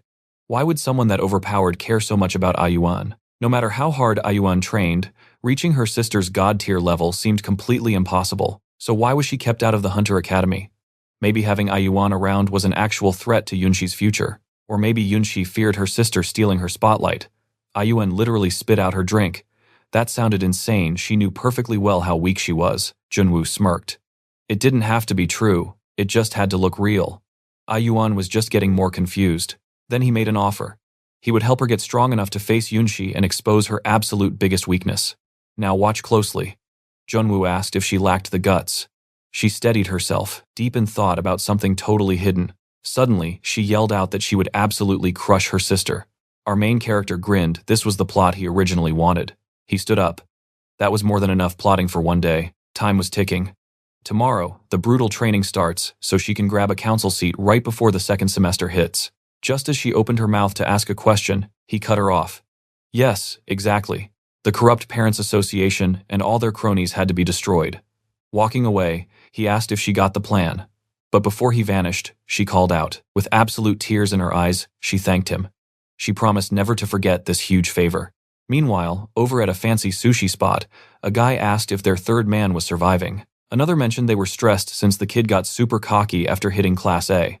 Someone else chimed in, passing was a massive win worth throwing a huge party for. Right then, a man walked in. It was the absolute worst, shameless professor apologizing for the delay, and everyone instantly knew his face. One guy brought up a nasty rumor about an accident during the practical exam, asking if he survived it okay. The professor brushed it off as nothing serious. This whole sketchy dinner was basically the first-year Parents Association. The shady professor clapped his hands, steering them right to the main event of the night. With the semester wrapping up, it was time to prep for admissions. Step 1, reviewing all the highly classified student documents. After a quick read, signatures were required. He casually handed the very first stack over to Tion's dad, Yong-hun. He kept sliding papers down the table to the rest. These were heavy hitters with serious industry power. That is, until he hit Juok's dad, Minister Min Jun, an absolute headache from day one. The professor told them to take their time signing and asked if anybody had any questions. You and I both knew someone would speak up. Min Jun asked about the crazy rumor, a single student clearing the practical exam completely solo. Then he dropped the real question, was there any chance this kid might run for the student council? The whole room froze. But the corrupt professor waved it off, saying our main character literally couldn't care less. Their kids were totally safe. Honestly, he bragged. The odds of Junwoo applying were basically zero. No threat here, but the minister wasn't convinced. He stared him down and asked, did this guy actually have a backup plan if his little guess was dead wrong? Juman smirked. Obviously he did, so everyone needed to chill. He was ready to play dirty to make this corrupt plan a reality. With an evil smile, he promised every single one of their kids would rule the student council. Next morning at the academy, Junwoo strutted into class. Instantly, someone screamed that he had arrived. The entire class mobbed him, basically rapid-firing questions at his face. Everyone demanded to know how he soloed that deadly dungeon. The hype was so loud he couldn't even process it. Junwoo had zero clue why everyone was acting this crazy. Then he saw a giant poster announcing he ranked dead first on the test. He thought the whole thing was absolutely ridiculous. Minutes passed, and the mob still wouldn't stop interrogating him. Annoyed, Junwoo flexed his terrifying aura and told them to back off. He didn't even know these randoms. The class instantly froze, realizing this wasn't the pathetic old Junwoo they used to ignore. He walked to his desk, and the heroine caught his eye. Junwoo leaned in, saying he never imagined that shady professor would actually hand him a flawless, perfect score. She swore they never rigged the rankings. That was his real score. And trust me, you're going to want to see what happens next. All right. Stick with me here, he asked, if she was actually doing the work. She nodded, but asked when this brutal physical training would finally end. Junwoo gave her the hard truth. Top-tier gear is useless if your body breaks. She understood, but nervously reminded him. Final exams were coming up fast. He asked if they were hitting another dungeon. Hyun shook her head. Nope. Just a written exam, followed by an all-out sparring match. Junwoo found academy logic completely bizarre. Why force students to beat each other up? Still, he admitted this was definitely the better option. She just needed to crush one specific person. Obviously, she asked who. His answer was dead simple. Jang Jin-wook. That guy was totally a student council candidate. His dad? The minister. And after all his shady moves, the professor actually tried to fail him out. Honestly, none of this mess would happen without the Parents' Association pulling strings. Word was that council spots depended strictly on exam scores, meaning there was a real chance he'd completely bomb the very first round. If she took him down, she'd clear the first stage with 0 issues. Hearing that, her gears finally started turning. She worried she'd look like a total idiot, confidence hitting rock bottom. She muttered that she'd try. He instantly shut that down. Just try? She panicked, quickly correcting herself she would absolutely do it. He grinned at that answer. Tomorrow, martial arts training begins. Plus, she could bring friends if she had time. Her expression instantly dropped. Super quietly, she confessed she literally didn't have any friends. Junwoo just stared at her with pure, unfiltered pity. She fired right back, demanding to know why he was judging her when he was a loner too. Junwoo scoffed. Why would she think that? He proudly declared Wooik was his buddy. Then he racked his brain for literally anyone else. Crickets. Nothing. A fuzzy memory of someone saying something popped up, but it completely slipped his mind. But as that hazy memory surfaced, Junwoo went totally silent. Hyun got worried, asking what was up. Was something wrong? Putting his poker face back on, Junwoo brushed it off, just zoned out for a quick second. Meanwhile, back at the same hospital our hero was in earlier, Hyun was losing his mind over how ridiculously boring it was. Having his classmates visit made it slightly less awful. Sighing, he figured he might as well kill time watching some random YouTube channel. Now watch closely, this is where reality hits hard. He reached out, only to realize his arm was gone. His face shattered before someone walked in, calling his name. Seeing who it was instantly lifted his spirits. He looked up, surprised, asking why his dad hadn't gone into work today. His dad smiled, saying he talked to the team leader and grabbed some time off. He asked how Hyun was holding up. Hyun shrugged, at least the pain was gone. His father softly mentioned that he lost an arm during a dungeon raid once too, but it never stopped him from chasing his dream. Honestly, pushing through actually made him a stronger hunter overall. He promised that if Hyun kept training, his remaining arm would just keep getting better. Then, reaching inside his jacket, his dad pulled out an envelope, claiming he had found something seriously important. He swore this was the smoking gun. Hard proof linking the Parents' Association to that horrible accident 2 years ago. Hyun groaned, asking if he was seriously still obsessed with that old case. His dad muttered that maybe even the test was rigged, before suddenly stopping. A heavy silence dropped in the room. Just as his dad tried to continue, Hyun absolutely snapped. He yelled at him to stop digging into the past. That stupid investigation already got him fired. Their entire family basically lost everything because he refused to let it go. I know what you're thinking. Way too harsh, right? He screamed, asking what his dad was even trying to achieve now. His father froze, completely speechless. Hyun spat out the cold truth. No matter how deep he dug, he'd never crush the Parents' Association, and he'd never be a hunter again. When his dad tried to speak up, Hyun immediately shut him down. He brutally stated he was sick of hearing stories about his grandfather. Nobody cared about ancient history from 40 years ago anyway. After Hyun left, his dad just sat on the bed, wondering what he was supposed to do next. Meanwhile, Junwoo was busy interrogating his underlings for new intel. The chubby kid reported that classes C and D looked clean. Junwoo immediately asked about the rest. The kid nervously admitted questioning the elite, Class A and B students was way too tough. Junwoo sighed. Finding out who wanted a council seat was clearly above their pay grade. Still, he gave them credit. They hustled hard and definitely earned a little reward. The boys panicked, waving their hands saying they didn't need anything. Junwoo smirked. When an older guy offers cash, you take it and say thank you. He shoved the envelope at them, telling them to just grab the cash before he actually got mad. The chubby kid peeked inside and deadpanned that it was only 1,001. Junwoo laughed, telling them not to be shy. Grab a cheap snack or something. Walking away, the The kids grumbled that 1,001 barely buys anything nowadays. Watching them, Junwoo muttered that they actually made pretty decent little lackeys. Seeing them walk off brought back old memories of his rookie days, a time when even single coins felt like massive fortunes, but he quickly shook that off. Focus up. The only thing that mattered was training Hyun to completely destroy Jang Jin-wook. As for the written exam, he could only pray she actually studied. So how do you and I see this playing out? Jang Jin-wook is weak, but they've got to prepare for the association's dirty tricks. The biggest problem was finding a secret place to train Hyun. Asking Wooik would just bring way too much unwanted attention. Stick with me here. We are diving right back in as Hyun happily calls out to his buddy. Junwoo asked if he was finally out of the hospital. Hyun just smiled, saying he only swung by campus to handle some boring office paperwork. After hearing our guy was helping Hyun, Hyun naturally asked for an update. Junwoo laid it all out, and his buddy totally understood the vibe. Hyun pointed out Class E had strict limits on using academy rooms. Junwoo sighed, admitting that was the exact headache they faced right now. Then Hyun asked the big question. Was he really fighting the association? Junwoo said absolutely, wondering why he even asked. Hyun seriously warned him that this path would be brutal and might actually cost him his life. Our main character just laughed. They had survived way worse together, so they would figure it out. Hyun had to admit he was right. Somehow, they really had escaped that nightmare dungeon.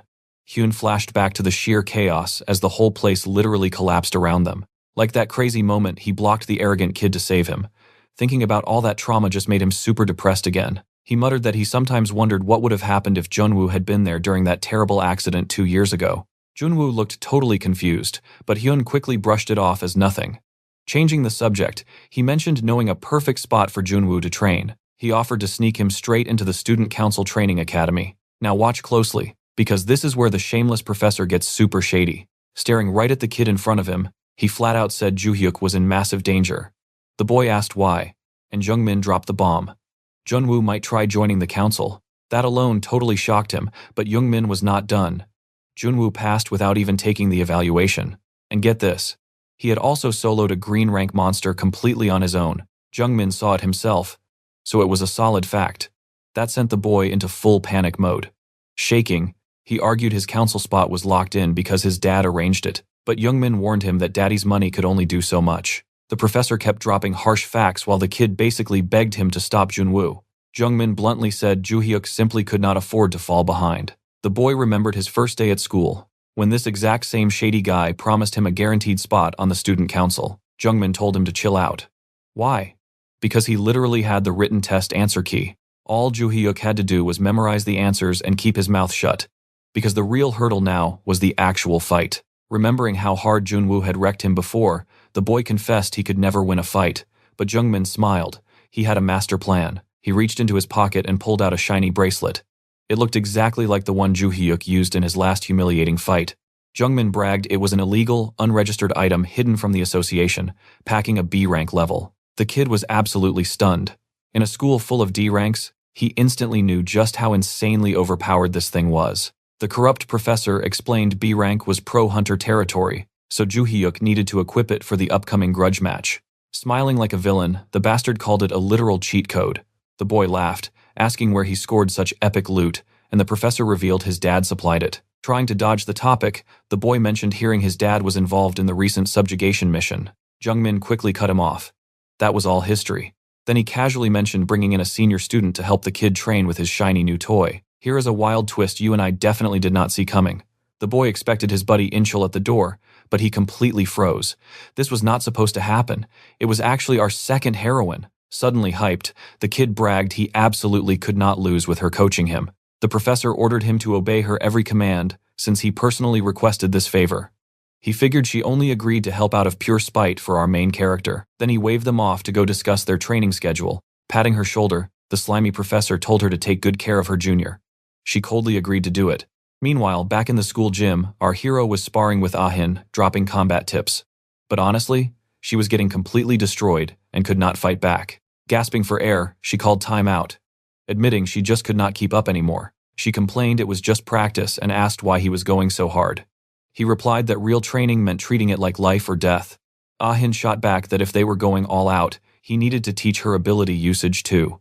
Throwing hands was not enough when everyone else used magic in battle. Junwoo smirked, saying it would be way easier to just show her. He told her to ditch the gloves and hit him with her powers. She looked totally lost, but he ordered her to treat him like a real enemy and attack. Then he taunted her, asking if one punch was really enough to win. Calling him insane, Ah-hin refused to use her deadly abilities on an unarmed guy. But Junwoo warned her that if she kept arguing, the training was over. And that is where we leave it. Trust me, you and I are going to want to see what happens when her flame magic unleashes. Let us jump straight into the action. She rushes him with fire burning in her hands, launching flames he just dodges with total ease. In a split second, he closes the distance. The MC grabs her arms and delivers a heavy body punch, sending her flying backwards. She crashes hard into the ring ropes. He just tells her to get back up and attack again. Not backing down, she sparks her flames again, activates a second-rank skill, and charges right at him for round 2. She tries to hit him up close, and he immediately notices her sudden change in tactics. Sidestepping, he admits it was a solid try, but stops playing around. He buries a punch straight into her stomach, dropping a Hyun again. The MC points out she is probably wondering why her ranged attacks keep missing. He explains her abilities need to sync with her movements. Instead, she is too busy planning her next skill. Ah-hyung looks completely confused, asking if that is not normal. He says no. That mindset creates massive blind spots. Stop focusing on how to trigger a skill, and start focusing on the actual attack. She bluntly admits she still does not get it. Smirking, he says she will learn the hard way. Keeping the pressure up, he demonstrates how to block and counter-strike. He tells her the moment she spots an opening, unleash full power. Honestly, he expected her to quit by now, but the girl has guts. Watch closely, because the tide is about to turn. She finally realizes something, and for the very first time, she actually dodges his attack. She is already winding up a counterattack, lifting her leg, and slamming a brutal kick right into his stomach. Even our overpowered MC staggers, nearly losing his footing. She triggers a third-rank skill and rushes him again, but suddenly, the protagonist leaps directly at her. They end up hovering face-to-face, staring each other down. The move totally breaks her focus. He lands a clean strike on her chin, leaving her dizzy as she goes down once more. In a real fight, you hunt for openings, he explains. If she only relies on flashy skills or weapons, she will never capitalize on them. Then he asks if she finally understands why the absolute basics matter so much. Still, he can clearly tell she is desperate to win. She had thrown a defensive elbow on pure instinct without even realizing it. Changing topics, our heroine admits she is super curious about his true identity. He asks why now, and she says his insane skills make zero sense for their age.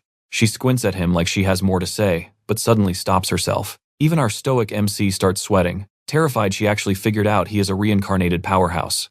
I know what you are thinking. Is she on to him? Nope.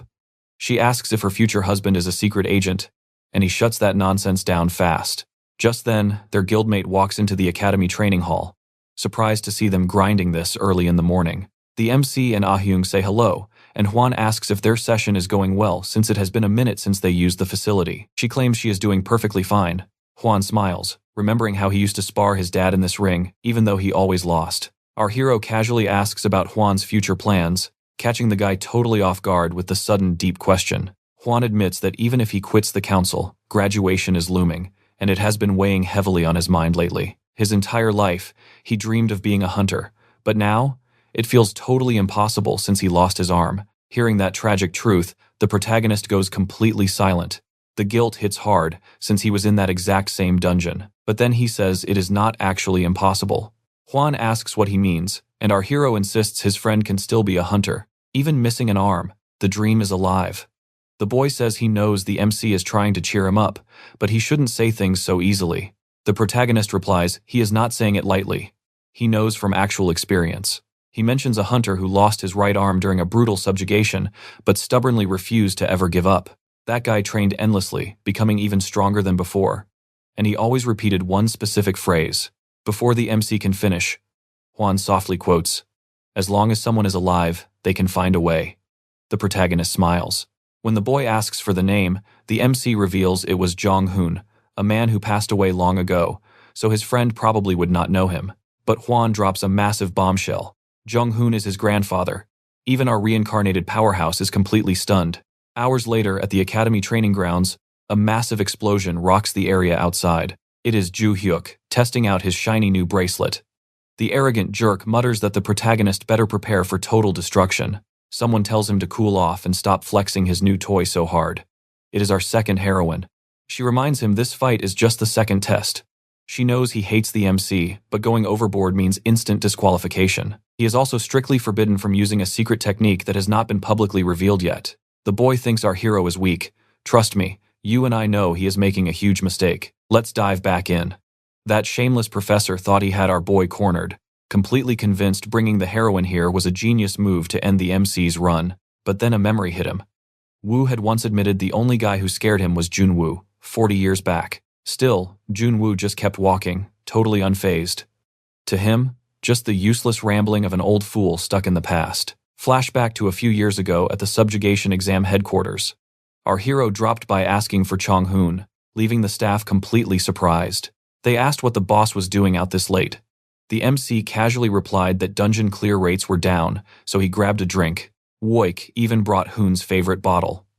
As the leader of Team 2, Chong-hoon was a true talent the MC seriously looked up to. When our protagonist asked where Hoon's squad went, the guy said they just stepped out.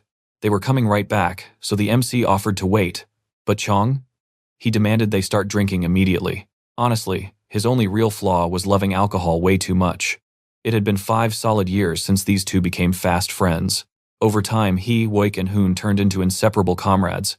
Mid-drink, our hero casually asked if he had been swamped lately. He admitted he was. But he could manage. Why the tough attitude? Because just 8 months prior, an awful accident claimed his entire right arm. He waved it off, telling his friend not to feel awkward. Accidents happen. Our MC was completely speechless, crushed because his friend was genuinely one of the most naturally gifted fighters he had ever known. But Chong didn't quit. He asked if learning sword skills with just a left arm was possible, begging Junwoo to teach him. Junwoo honestly doubted it would work, but Chong stubbornly fired back that giving up now was absolutely unacceptable. As long as he was breathing, he firmly believed he could figure it out if he just refused to surrender. Now watch closely, because this is where it gets crazy. Hoon recovered, swapped to his left hand, endured absolute hell, and somehow mastered the sword all over again. His blade actually became deadlier than before he lost the arm.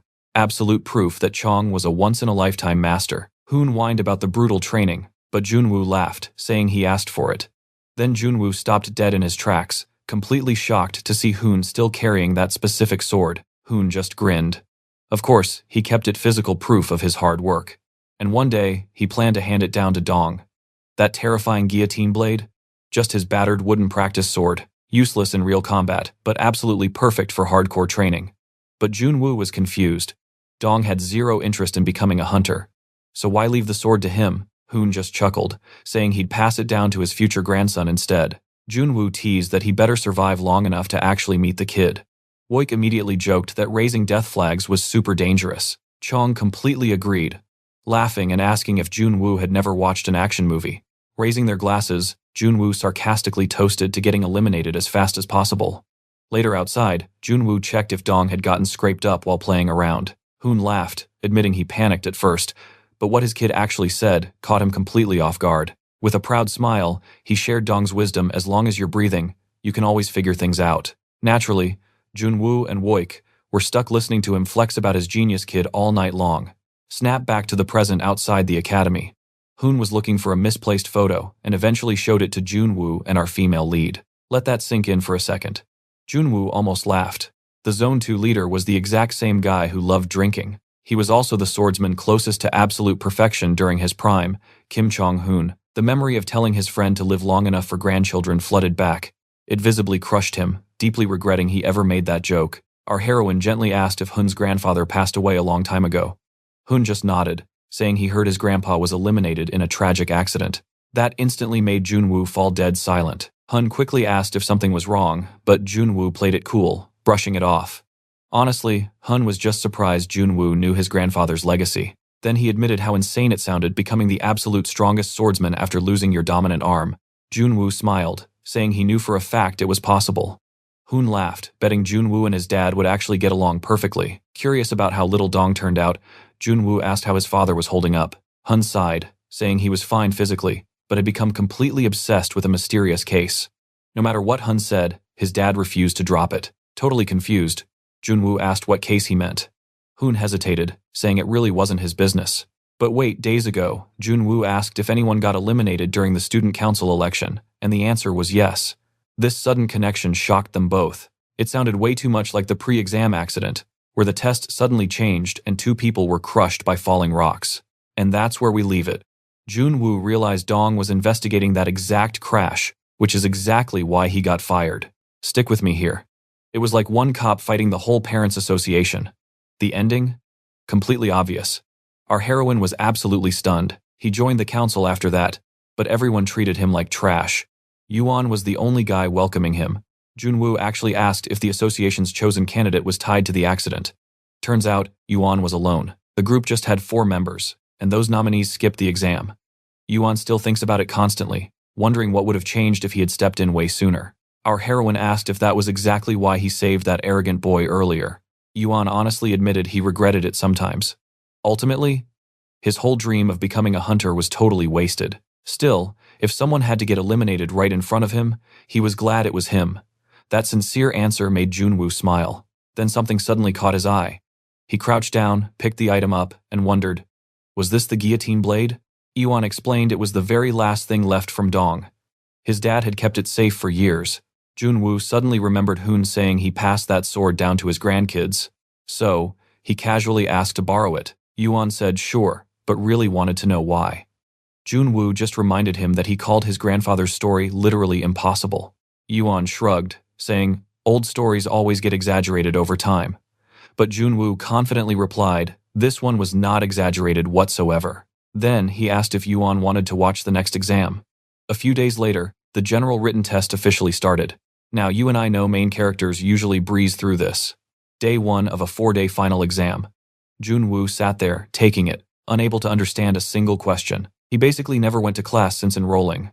Obviously, spending your entire life fighting monsters does not prep you for a high school math test. Then he quickly glanced right beside him and spotted Juok. The guy looked super focused, but Junwoo heavily doubted he actually studied. He probably memorized leaked answers. If this kept up, Juok was totally going to run into trouble. Our heroine did not look like she was doing great either. Her facial expression was honestly strange. Junwoo genuinely wondered if she was okay looking that unwell. Still, she always ranked first on written tests, so he trusted her. And then, bam! A rolled-up paper randomly smacked him right on the head. A teacher warned him to stop looking around during the exam. Awkwardly, Junwoo promised to focus. Several days flew by, bringing us to day 4. An announcement suddenly told all students to listen up. The final first-year exam, the combat test, was officially about to begin. Everyone headed to the main auditorium. Junwoo smirked, saying it was finally time. He told his future wife to hurry up so they would not be late. She agreed. Reaching the packed main gym, our heroine quickly asked him to wait for her. Then he suddenly looked completely surprised. Pay close attention with me here. He seemed shocked, although nothing major stood out. The arena was packed with whispering crowds, and reporters were everywhere filming the event. Confused, Junwoo asked if exams were always exactly like this.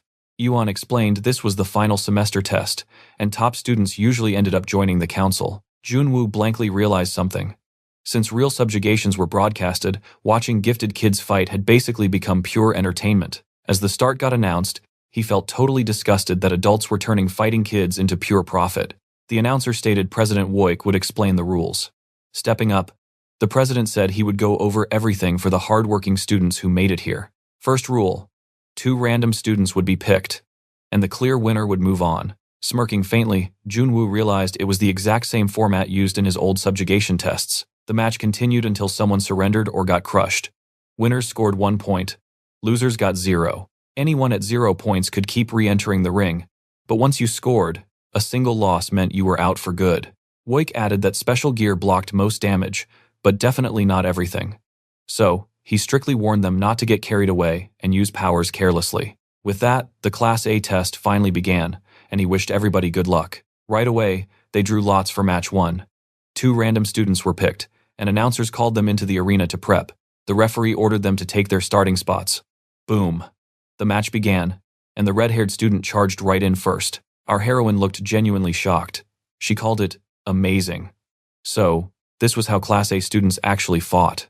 Then she asked her future husband for his thoughts, but looking over, she froze. Junwoo was totally fast asleep.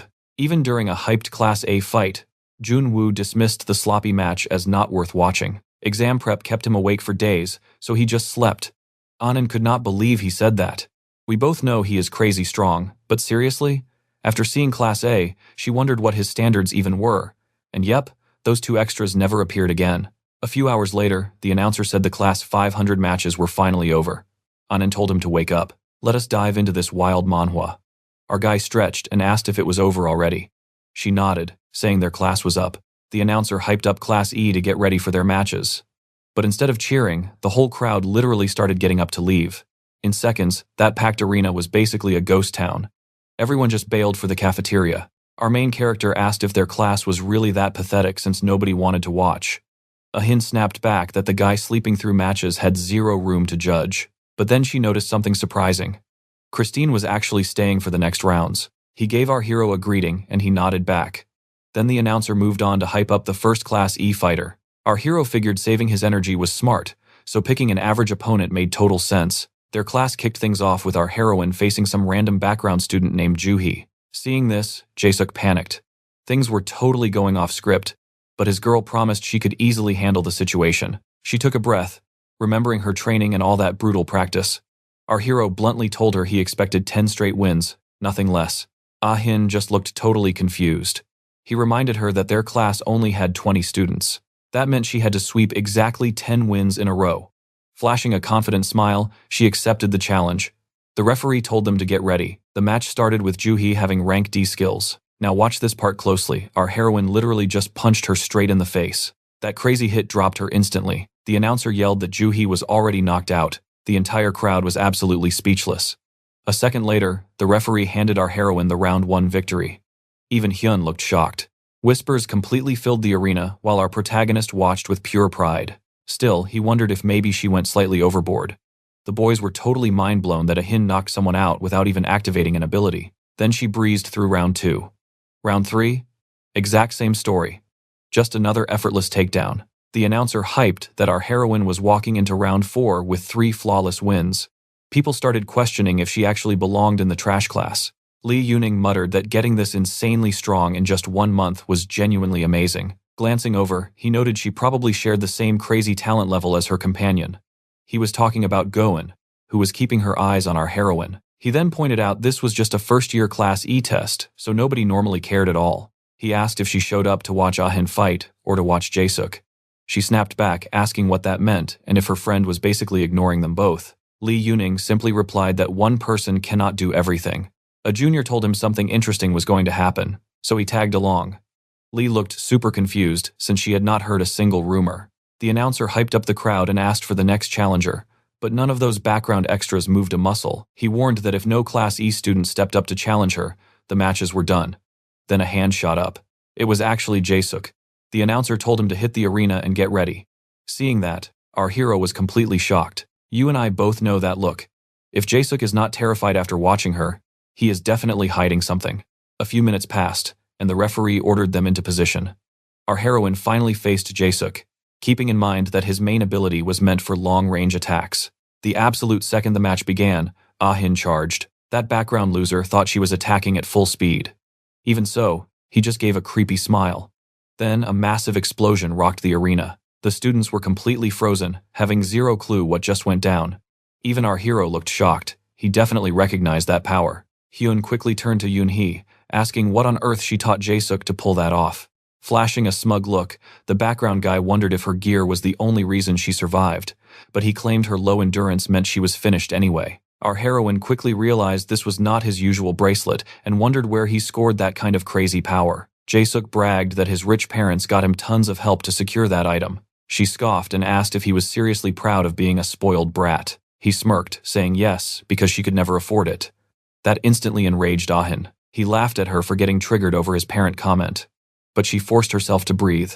She refused to lose control and fall for his cheap bait. Then our hero's advice echoed in her head. The first step to winning is always understanding your opponent, so she completely focused on analyzing his skill. She tried categorizing that extra power and figured its rank was definitely way higher than her own level. Firing up her magic aura, she decided there was really only one way to test this. She blasted flames at Jae-suk, hyping herself up to keep fighting. The absolute jerk just laughed, asking if a trash rank D ability would actually do any damage. She figured keeping distance was best against similar magic speeds. But stick with me, because we are about to watch that plan backfire hard. Because right then, Jae-suk caught her completely off guard by firing off another massive explosion. Alright, jump in with me here. She manages to block, but still gets blasted back. Makes zero sense. Even with perfect control, he was firing way too fast. Was this actually a magic ability at all? He asks if she finally gets it, bragging that his power level is in a totally different league. Our heroine realizes magic has strict cooldowns. Since he is spamming attacks back to back, she figures out the terrifying truth: it is a combat enhancement skill. The only skill fitting that exact description? Beetle Bombardment. She screams the name and charges. The extra rushes in too, mocking her for figuring it out since it will not save her. He strikes first, but she blocks. Then, she clocks Jae-suk right in the face. The bastard curses, but she snaps back that knowing his ability changes the whole game. His skill literally creates an explosion when his fist hits air, so she just needs to stop the punch. Our MC watches, thinking she is handling this perfectly. If she thought he was a fire mage, closing the distance would be suicide. Normally against magic users, you just dodge and look for openings since interrupting casts is tough, but enhancement skills need a totally different counter. With zero delay between attacks, anti-magic tactics are useless. The real weakness is baked right into the physical motion itself. His power demands massive, sweeping strikes. If she shuts down his movement, she completely takes control. Still, she knows this plan isn't flawless, so she stays on high alert. A second later, the extra lunges at Hyun again. She blocks it perfectly. He takes another wild swing, she shuts it down, and counters with a solid headshot. She hypes herself up, she can actually win this. She can totally take Jae-suk down. Then, she locks both his arms. The system announces the flame ability's second form. Our girl follows up with a heavy kick, forcing Jae-suk to panic block. Suddenly, another massive explosion violently rips through the arena, blasting our heroine several meters away. Jae-suk sneers, saying a little martial arts made her cocky. Does she seriously think her bare arms can stop his raw power? Now watch this part closely. She suddenly realizes he can trigger massive explosions with just his knee. Standing over her, the extra tells her to know her place. The system chimes enhancement skill activated. As the total jerk declares she is done for, he moves in for the final blow. But out of nowhere, someone steps in and blocks him. It is our protagonist, saying that is enough. Any further, and he'd eliminate her. The announcer calls Hyun out and summons the MC up next. The punk sneers that our hero finally showed up. The MC ignores him, checking if Hyun is alright. She insists it isn't over yet and tells him to step back. It is her turn. But our boy can clearly tell she reached her absolute limit after that first explosion. He fully respects her grit though. He casually reminds her the loss was already announced. Game over. She tries arguing, but he completely cuts her off, telling her to stop being stubborn. A loss is a loss. Hearing that, Hyun finally drops her fighting stance. Moments later, she walks out of the ring. When medics rush over with a stretcher, she shoos them away. She can walk. Right after, the protagonist calls out to her. He praises her epic fight and says to keep her chin up. Caught totally off guard, tears stream down her face as she walks off. Jae-suk smugly calls the MC. Now I know what you are thinking. Jae-suk assumes our boy is terrified. Huge mistake. The MC totally ignores him, asking if he went too far. Jae-suk completely brushes it off, claiming he held back and let her walk away alive. The MC claps back that a B-rank skill made him arrogant, suddenly bringing up their little warehouse ambush. That specific memory makes Jae-suk visibly flinch. Our hero presses harder. That ability isn't normal. Who supplied it? Jae-suk barks back, asking why he cares. Our hero smirks. He already guessed the mysterious sponsor. It reminds him of someone from before, crying about how it was an accident and playing victim. The guy gave off Major June vibes. The MC wonders if the professor is secretly backing him. Right on cue, round 2 is announced, and our MC steps up. He tells Hyun to pay attention, these free lessons won't last forever. Hyun just stares at the arena, genuinely wondering if his buddy will really fight one-handed. Jae-suk bursts out laughing. There is a limit to disrespecting people. Is this guy seriously fighting with just his right hand? Aura flaring like crazy, Jae-suk vows to absolutely crush the protagonist. He activates his explosive ability and launches forward. He instantly unleashes a wild flurry of punches. Massive explosions violently detonate all across the battleground. Even the cheap seats feel it. Trust me, you guys are not ready. Let's dive right into this absolute madness. He kept attacking non-stop. Hyun even noted that for the first match of the year, this was already way too intense. Finally, Juok stopped laughing. He sneered, asking if our MC actually thought being a little athletic made him special. To him, only raw abilities mattered. No matter how tough the MC acted, he simply could not win. Our hero just sighed. "Kids these days are completely hopeless," he muttered.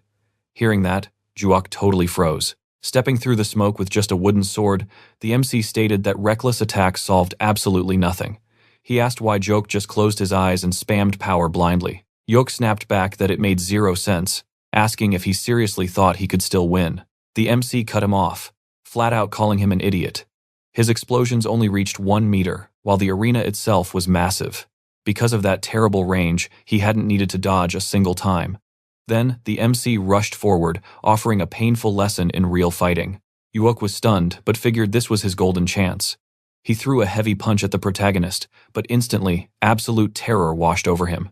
Our hero had already smacked him hard with the wooden sword. Juok couldn't grasp why his ability misfired, and he immediately started trembling all over again. The protagonist just stood there, completely expressionless, using only one hand. Now watch closely here.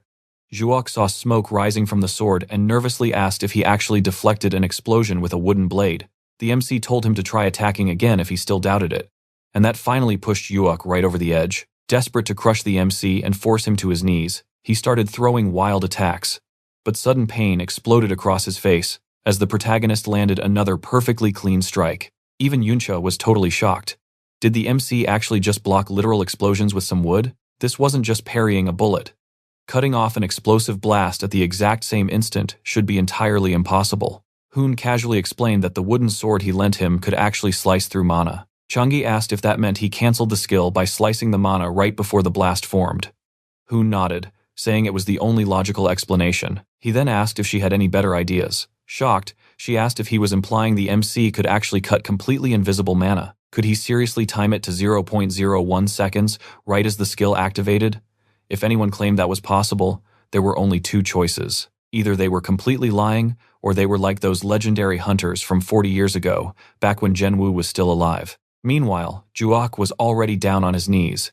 He just could not comprehend how he was losing to a special admission student holding a basic wooden sword. He had a B-rank skill and a completely unrestricted core. Yet, he still could not win. In pure disbelief, he thought this simply could not be real. Losing here meant his student council status and entire hunting future were totally ruined. His thoughts just started falling apart. None of this should even be possible. You and I both know what happens when villains get desperate. Refusing to lose, he stood back up, screaming that since the MC appeared, his life had been completely destroyed. Suddenly, the system blared a warning. He was activating a dangerous new ability. He instantly got ready to strike, swearing to crush the MC no matter the cost. The entire arena shook violently as massive chunks of stone started falling everywhere. Alarms rang out saying he was not authorized to use that power. Panicking, people immediately started screaming for the guards to stop him. Hyun wondered what kind of insane skill this even was. If he kept going, the entire auditorium was going to collapse. She called Juok completely insane, even though she knew she shared some blame for this absolute mess. Juok completely snapped, a terrifying dark aura rising from his body. A blinding red blast shot toward the MC, and the system identified it as nuclear explosion. Our hero didn't even flinch as it rushed closer. He simply lowered into a solid fighting stance, preparing for a crazy counterattack. The attack seriously looked like a literal miniature nuke. Then the entire screen flashed blindingly white, and the protagonist's body appeared to just burn away. Then, a second massive explosion violently tore through the arena. Even the terrified bystanders got caught in the blast, as sparks from the MC's wild counterattack flew everywhere. In sheer panic, they finally ran for it. The arena was completely wrecked, and through the smoke, only one person was still standing. It actually turned out to be Juok, barely upright and running on pure fumes. He started laughing maniacally, completely losing his mind. But wait, the MC was actually still alive. The protagonist was now kneeling on the ground. Juok cruelly mocked him, asking how it felt to finally lose after acting so high and mighty. Stepping closer, he declared he would never forgive him, but added that the MC should still feel pretty lucky. He claimed he didn't want to be a killer, so he'd show some mercy. But right before he could even finish his sentence, someone struck him hard. Juok couldn't comprehend how someone had gotten right behind him, and in a flash, he was violently flipped over. He slammed face first into the hard dirt. While he struggled to process what just happened, the protagonist coldly told him to stand up. With an absolutely chilling glare, the MC repeated himself. Get up. He was undeniably furious now, stating that Juok had finally crossed the line. That's where we leave it. Confused, Juok struggled to rise, shaking and sweating. Trust me, you'll want to see what happens next. Stick with me here. The second he tried, using that explosion again, our boy absolutely wrecked him. Juseok slammed into the dirt hard. Struggling just to push his own body weight up, he started choking out that he literally could not breathe. But the main character told him to get up. Not done yet. Bawling his eyes out, Juseok was dead, terrified of getting permanently eliminated. He knew there was zero mercy left.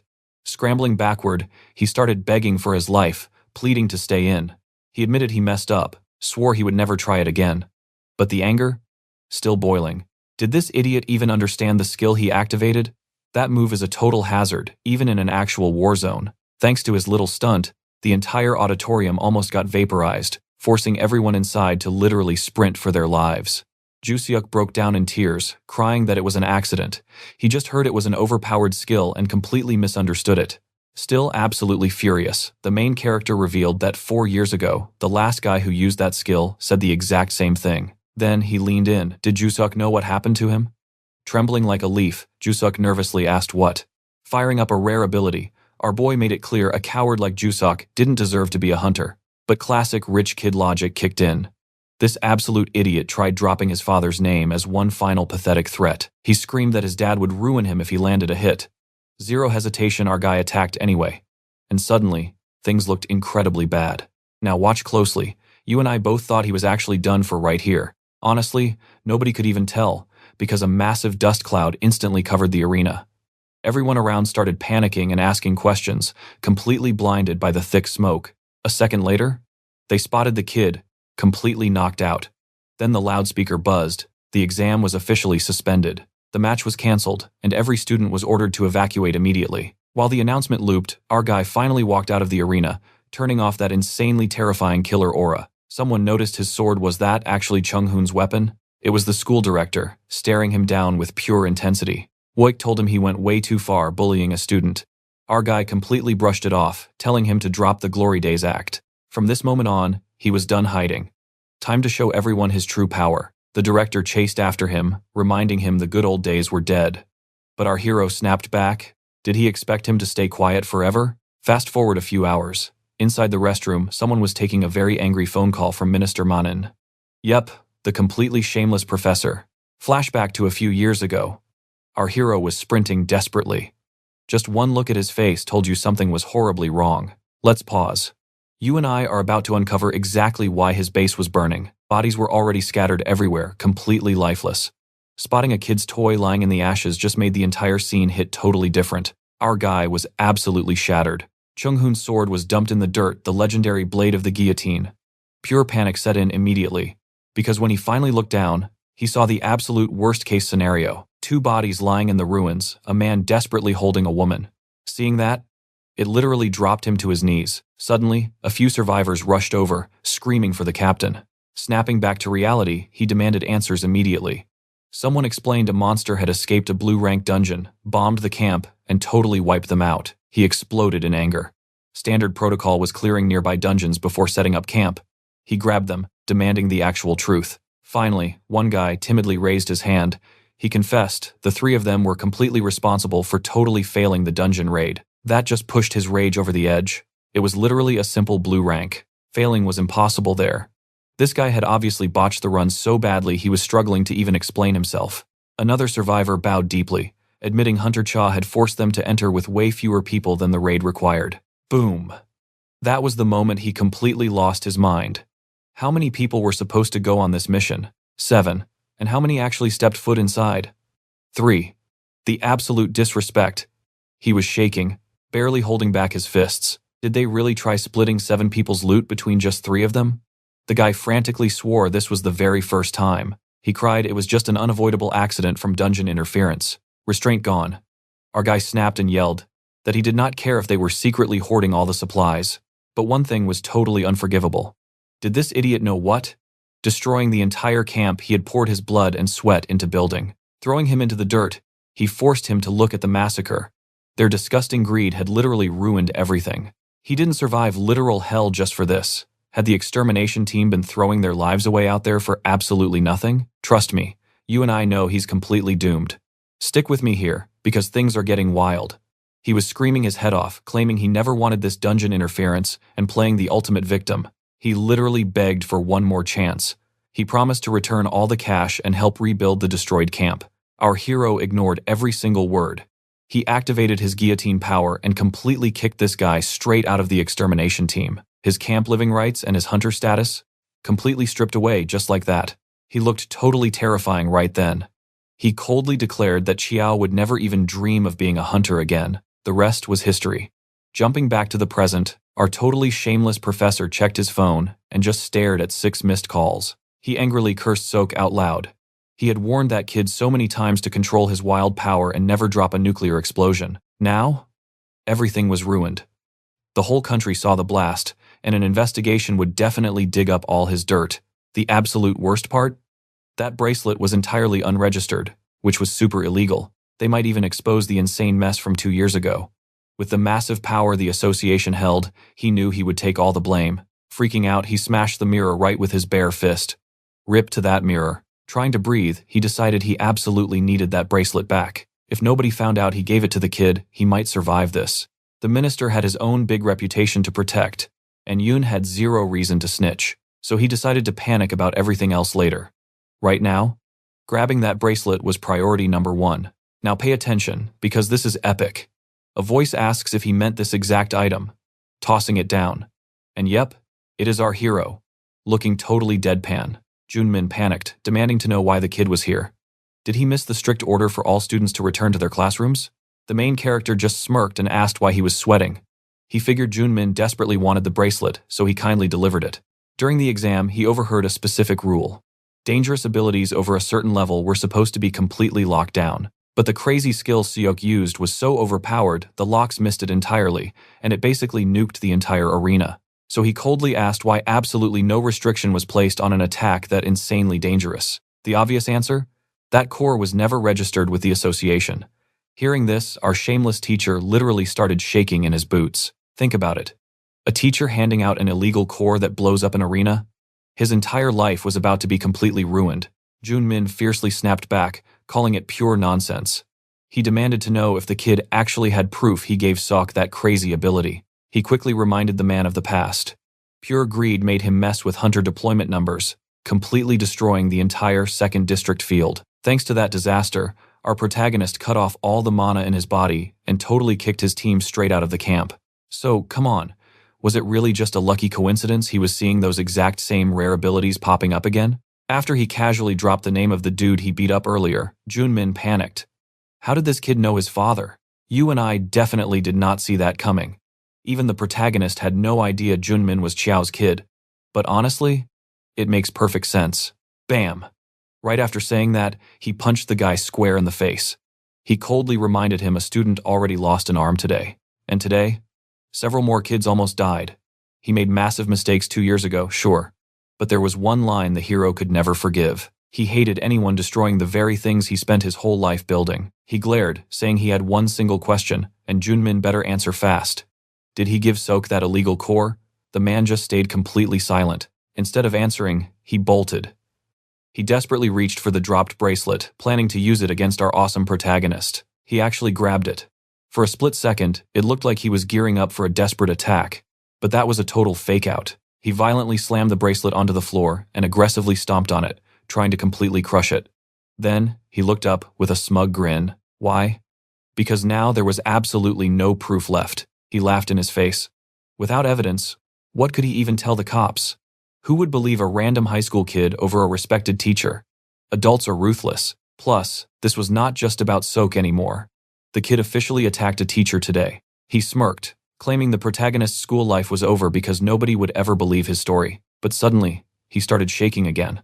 A voice asked why it was so loud in there. The big boss director had arrived to settle this mess. Junmin panicked, happily claiming the director arrived at the perfect time because the protagonist had just violently attacked him. He demanded the student get expelled immediately. But Wooik calmly ignored him, pointing out the shattered mirror and telling him to lower his damn voice. Desperate, the man claimed he broke it by accident. So our protagonist smirked, asking if the director heard that. After all, he did nothing and was perfectly innocent. Woo-shik simply replied he figured the angry teacher did it. So what do you and I take from this? Woo-shik asks for clues. Our guy tosses him the phone, and the director just warns Junwoo to be careful because he is still paying it off. Alright, stick with me here. Our guy casually adds his boss really needs phone lessons. The MC keeps absolutely roasting Woo-shik, while that shameless teacher just stands there completely paralyzed. Turning to leave, Woo-shik asks for orders. The MC's call? The school needs to make a public announcement immediately about what just went down. Junwoo is completely lost. Why is the school president speaking so politely to a student? Ignoring him completely, Woo-shik orders an official statement regarding this illegal request. The teacher instantly panics, shouting and demanding to know what he thinks he's pulling. He screams that going public won't just ruin him. Minister Mang Jun will get dragged down too. Can Woo-shik handle that fallout? But Woo-shik stays cold. He says he hasn't forgotten the horrific accident from 2 years ago. Even if this costs him his job, he says he wouldn't feel so deeply ashamed if it had genuinely just been a tragic mistake. But history is repeating itself. Now, he can't even look at that guy without feeling completely sick and ashamed. The teacher just stands there clueless. Woo-shik sighs. The problem is so simple, but this fool still doesn't understand who really pulls the strings here. He asks if he didn't make himself clear. The only person he has ever genuinely feared is Junwoo from 40 years ago. With that, he sarcastically thanks Jimon for his years of service. The fired teacher screams his name, but Woo-shik just walks right out. Now pay attention here. Woo-shik admits it will be tough, tying the teacher to the minister, meaning an investigation might not even happen. But our MC smirks. Once this news hits the public, nothing stays buried. So, he orders his friend to leak the story everywhere. Woo-shik has media connections, right? Time to use them and completely blow this thing wide open. Oh, and one more favor. It's about Mr. Dong's son, the guy who got unfairly fired for digging into that cold case 2 years back. Since he is definitely hungry for payback, they are going to hand him the knife. A second later, Woo-shik notices something. Is the MC's arm okay? He points out that the guillotine blade penalty is brutal on his current condition, especially after taking a direct hit right to the arm. The system screen confirms it. The penalty is active. The user suffers the exact same terrible condition as the target who gets struck by the weapon's crazy effect. Woo-shik tells him to grab a doctor and some meds, but our guy totally brushes it off. He is fine. Heading out, he reminds his buddy to handle every single thing they just planned. He has something important to return, so he takes off first. Watching his back, Woo-shik just smiles to himself. Meanwhile, Hyun is sulking alone in the square. Suddenly, a voice says they finally caught up to him. It's our MC, casually mentioning he has been hunting Hyun down for a while now. Hyun looks up, asking if everything was intentional. Was fighting with his weak left hand just a crazy flex to show him something? The MC just smiles. He says the stories about Hyun's grandfather weren't exaggerated at all. That is exactly why he wanted the kid to witness it firsthand. Whatever Hyun feels right now, the rest is completely up to him. With that mic drop, our guy hands over the wooden sword. Hyun slowly takes it, staring down at the blade in dead, heavy silence. The MC just turns and walks away. Hyun opens his mouth, desperately wanting to say something, but the words just won't come out. You and I both know that look, right? It seems like guilt. But no, he is actually wondering if he could ever match that crazy one-armed power. Then, something completely out of nowhere happens. Basically, his dad, the absolute legend himself, decides to ring his phone. Hyun blinks, completely confused about why his dad is suddenly calling. His dad nervously asks if he is okay. He heard rumors about a crazy incident at school and panicked. Hyun quickly reassures him that he is totally fine. His dad sighs in pure relief, explaining that work made him miss the broadcast. He tells Hyun to come home early, and the boy agrees. But that wild video is still going around. So his dad brings up a certain boy, the crazy guy wielding a wooden sword just like Hyun's, using only his left hand. When Hyun stays quiet, his dad gently says it is totally okay if he doesn't want to talk. He figured Hyun was sick of those stories. But suddenly, Hyun declares he isn't giving up. No matter what it takes, he swears he will become an official hunter approved by the association. Meanwhile, breaking news covers the insane academy incident and how SHOCKS literally blew up the entire auditorium. The report confirms police are now investigating the minister's illegal request. Cut back to the academy, where our MC and the heroine are back to sweating it out in training. Someone is casually scrolling through the trending news. Yep, it's our hero. He smirks, seeing public opinion swinging their way, and is glad Mr. Dong got his job back. Yoon suddenly points out that he has been staring at his screen forever. She teases that the internet will not stop hyping him up. By now, literally the entire academy knows his name. He laughs, asking if the exact same isn't true for her. Fans are talking about her way more. The comments are exploding, praising how long she survived against Sok. Some fans are literally crowning her the one-punch girl. And that's where we leave it. Trust me, you'll want to see what happens next as Hyun walks in, congratulating her on the council. Stick with me here. Our heroine was totally lost. Even the main character was confused. She was not picked yet, so celebrating now was way too early. Hyun just shrugged.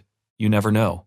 That is when our hero noticed something sketchy. Hyun admitted he had been practicing with the guillotine blade every single day. But honestly, he was still struggling bad. Because of that, he hit a wall. Our guy sighed.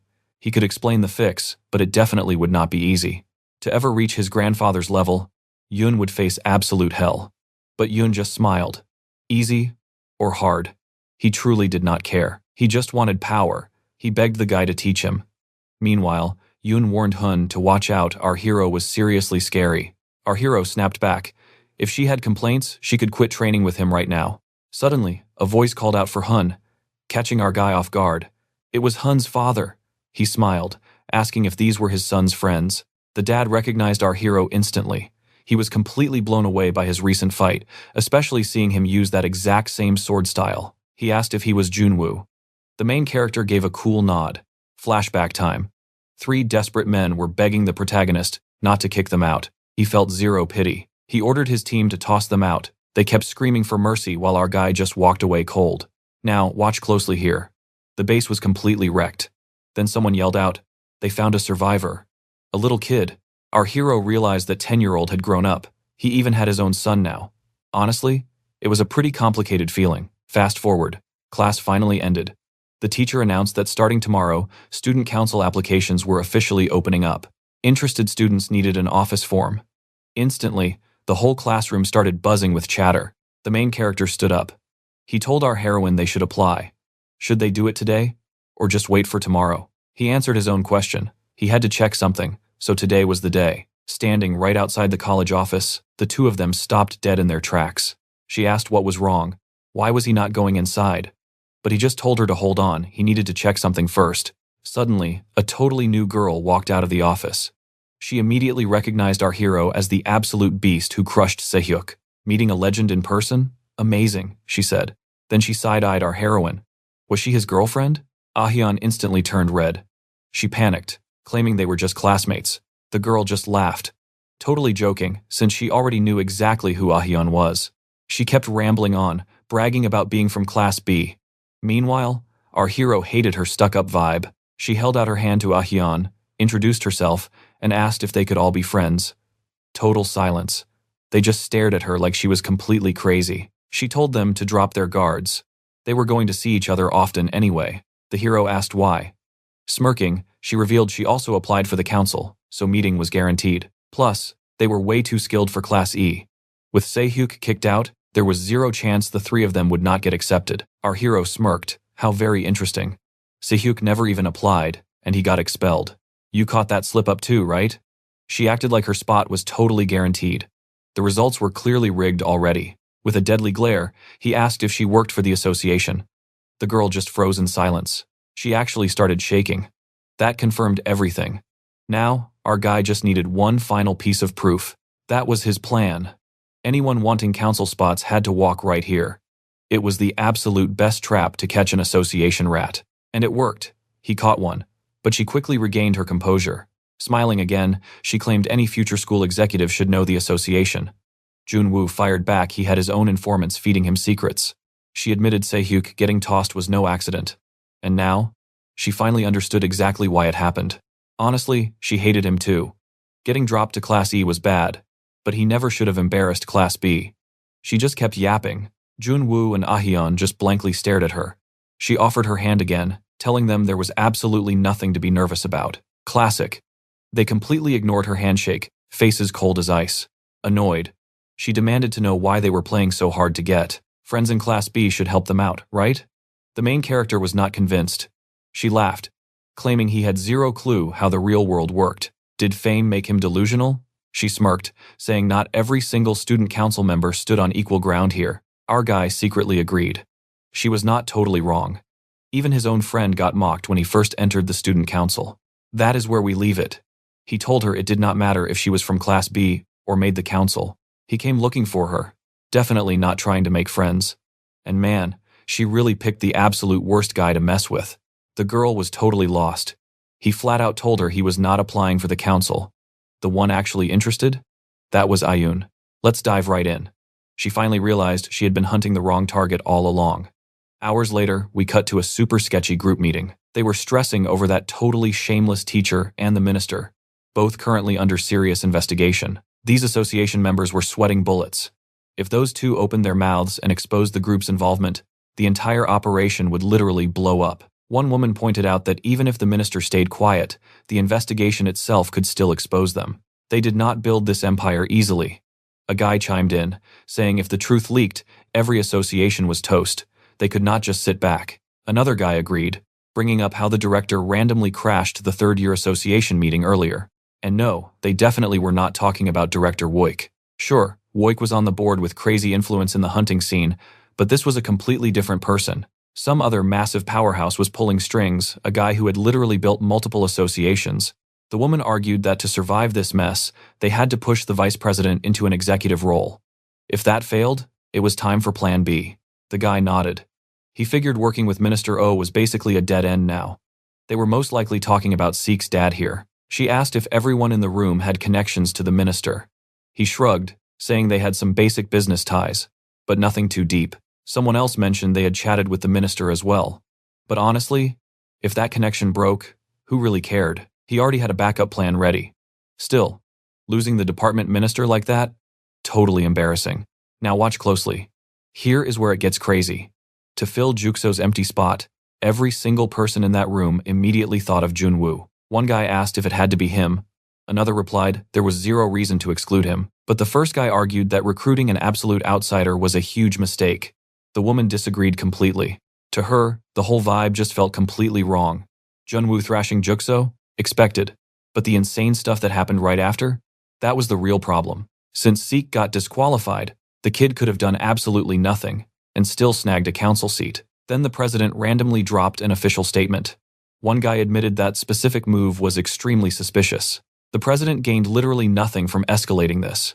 Normally, he would just bury the scandal quietly, not expose the academy's dirty laundry. Instead, he publicly threw the minister under the bus. And to these guys, that meant only one possible thing. Junwoo and the president definitely had some secret connection. Maybe strong enough for Junwoo to literally control him like a puppet. One dude stared at the woman. Was she actually saying that if Junwoo joined the council, the president would just shut up and behave? They had tried recruiting him countless times, but he never sold out. And now? They were forced to play for the same team. Even if his raw influence was not on the board's level, he used to be one of them. Honestly, he was probably way more useful than Minister Oh anyway. Most of the group grinned, loving that idea. But one guy sitting there still looked incredibly nervous. This was Chong-soo, and he panicked over them, tossing Minister Oh aside. His current, super important project depended 100% on Mongjin. Without him, total zero. So if the minister crashed and burned, Chong-soo would take the absolute hardest hit. You and I can see the panic, right? With his job crumbling, he desperately needed a brand new way to stay afloat. Suddenly, his phone buzzed. It was his daughter. He tried brushing her off, saying he was swamped, but she quickly dropped a bombshell. Junwoo was not running for the council. That completely stunned him. Yes, this was the exact same girl who confronted our protagonist earlier. It really was her. She insisted that Hyun was the one applying, totally confident because a teacher had personally confirmed the whole thing for her. Instantly, it clicked. He remembered our heroine was Yoonchi's sister and the granddaughter of Sukdu, literally one of the most insanely powerful people in existence. If Junwoo ran, things stayed normal. But if Hyun entered the race, the entire game changed in a heartbeat. Someone asked if he was okay, but he just waved them off, claiming he had to leave immediately. His daughter needed backup. Finally, that endless meeting was over.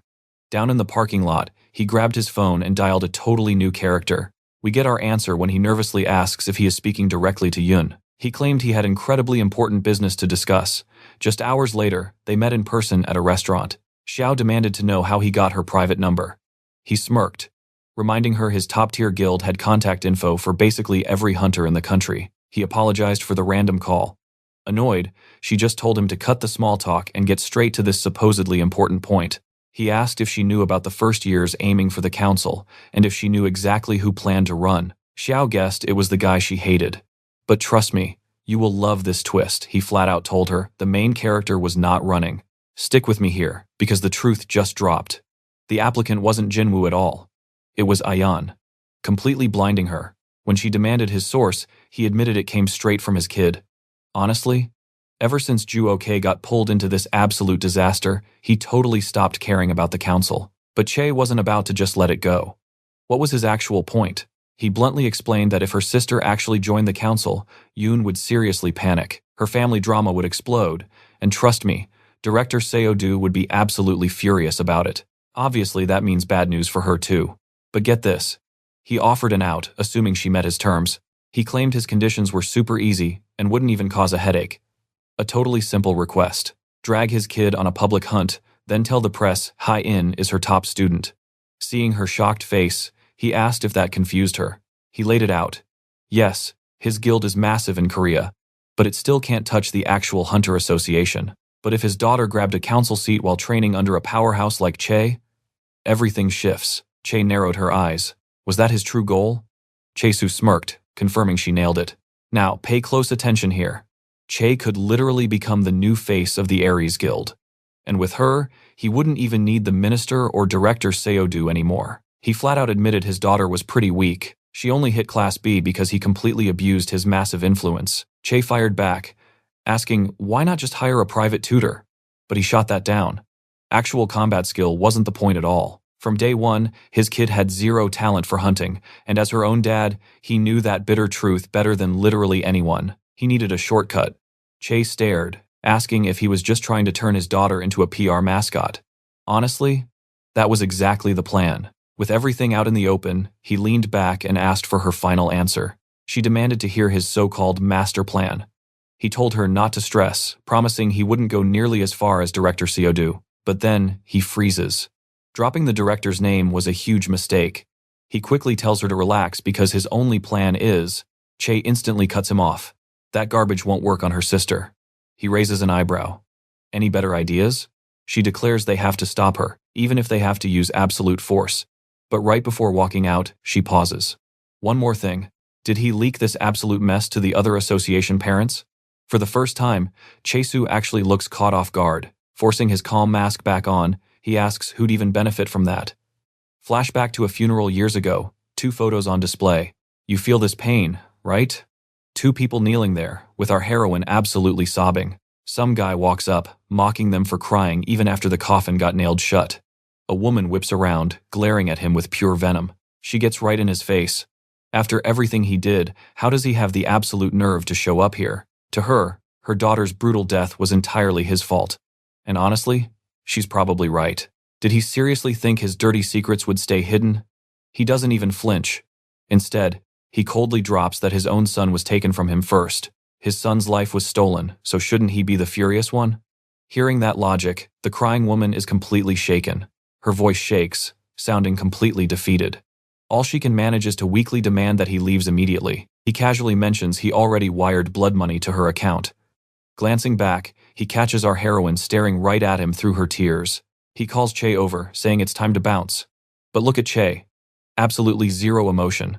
Completely cold and detached. She just turns around and walks out like this tragedy doesn't even matter. Yeah, I definitely won't be calling her the second heroine anymore. While he strolls off without a single look back, the woman screams that karma will definitely eliminate him eventually. Back to the present. Our heroine jolts awake. Except, that wasn't a dream. It was a harsh, completely real memory. She sits there, realizing this exact same nightmare has been haunting her on repeat lately. Her eyes fall on an old family portrait.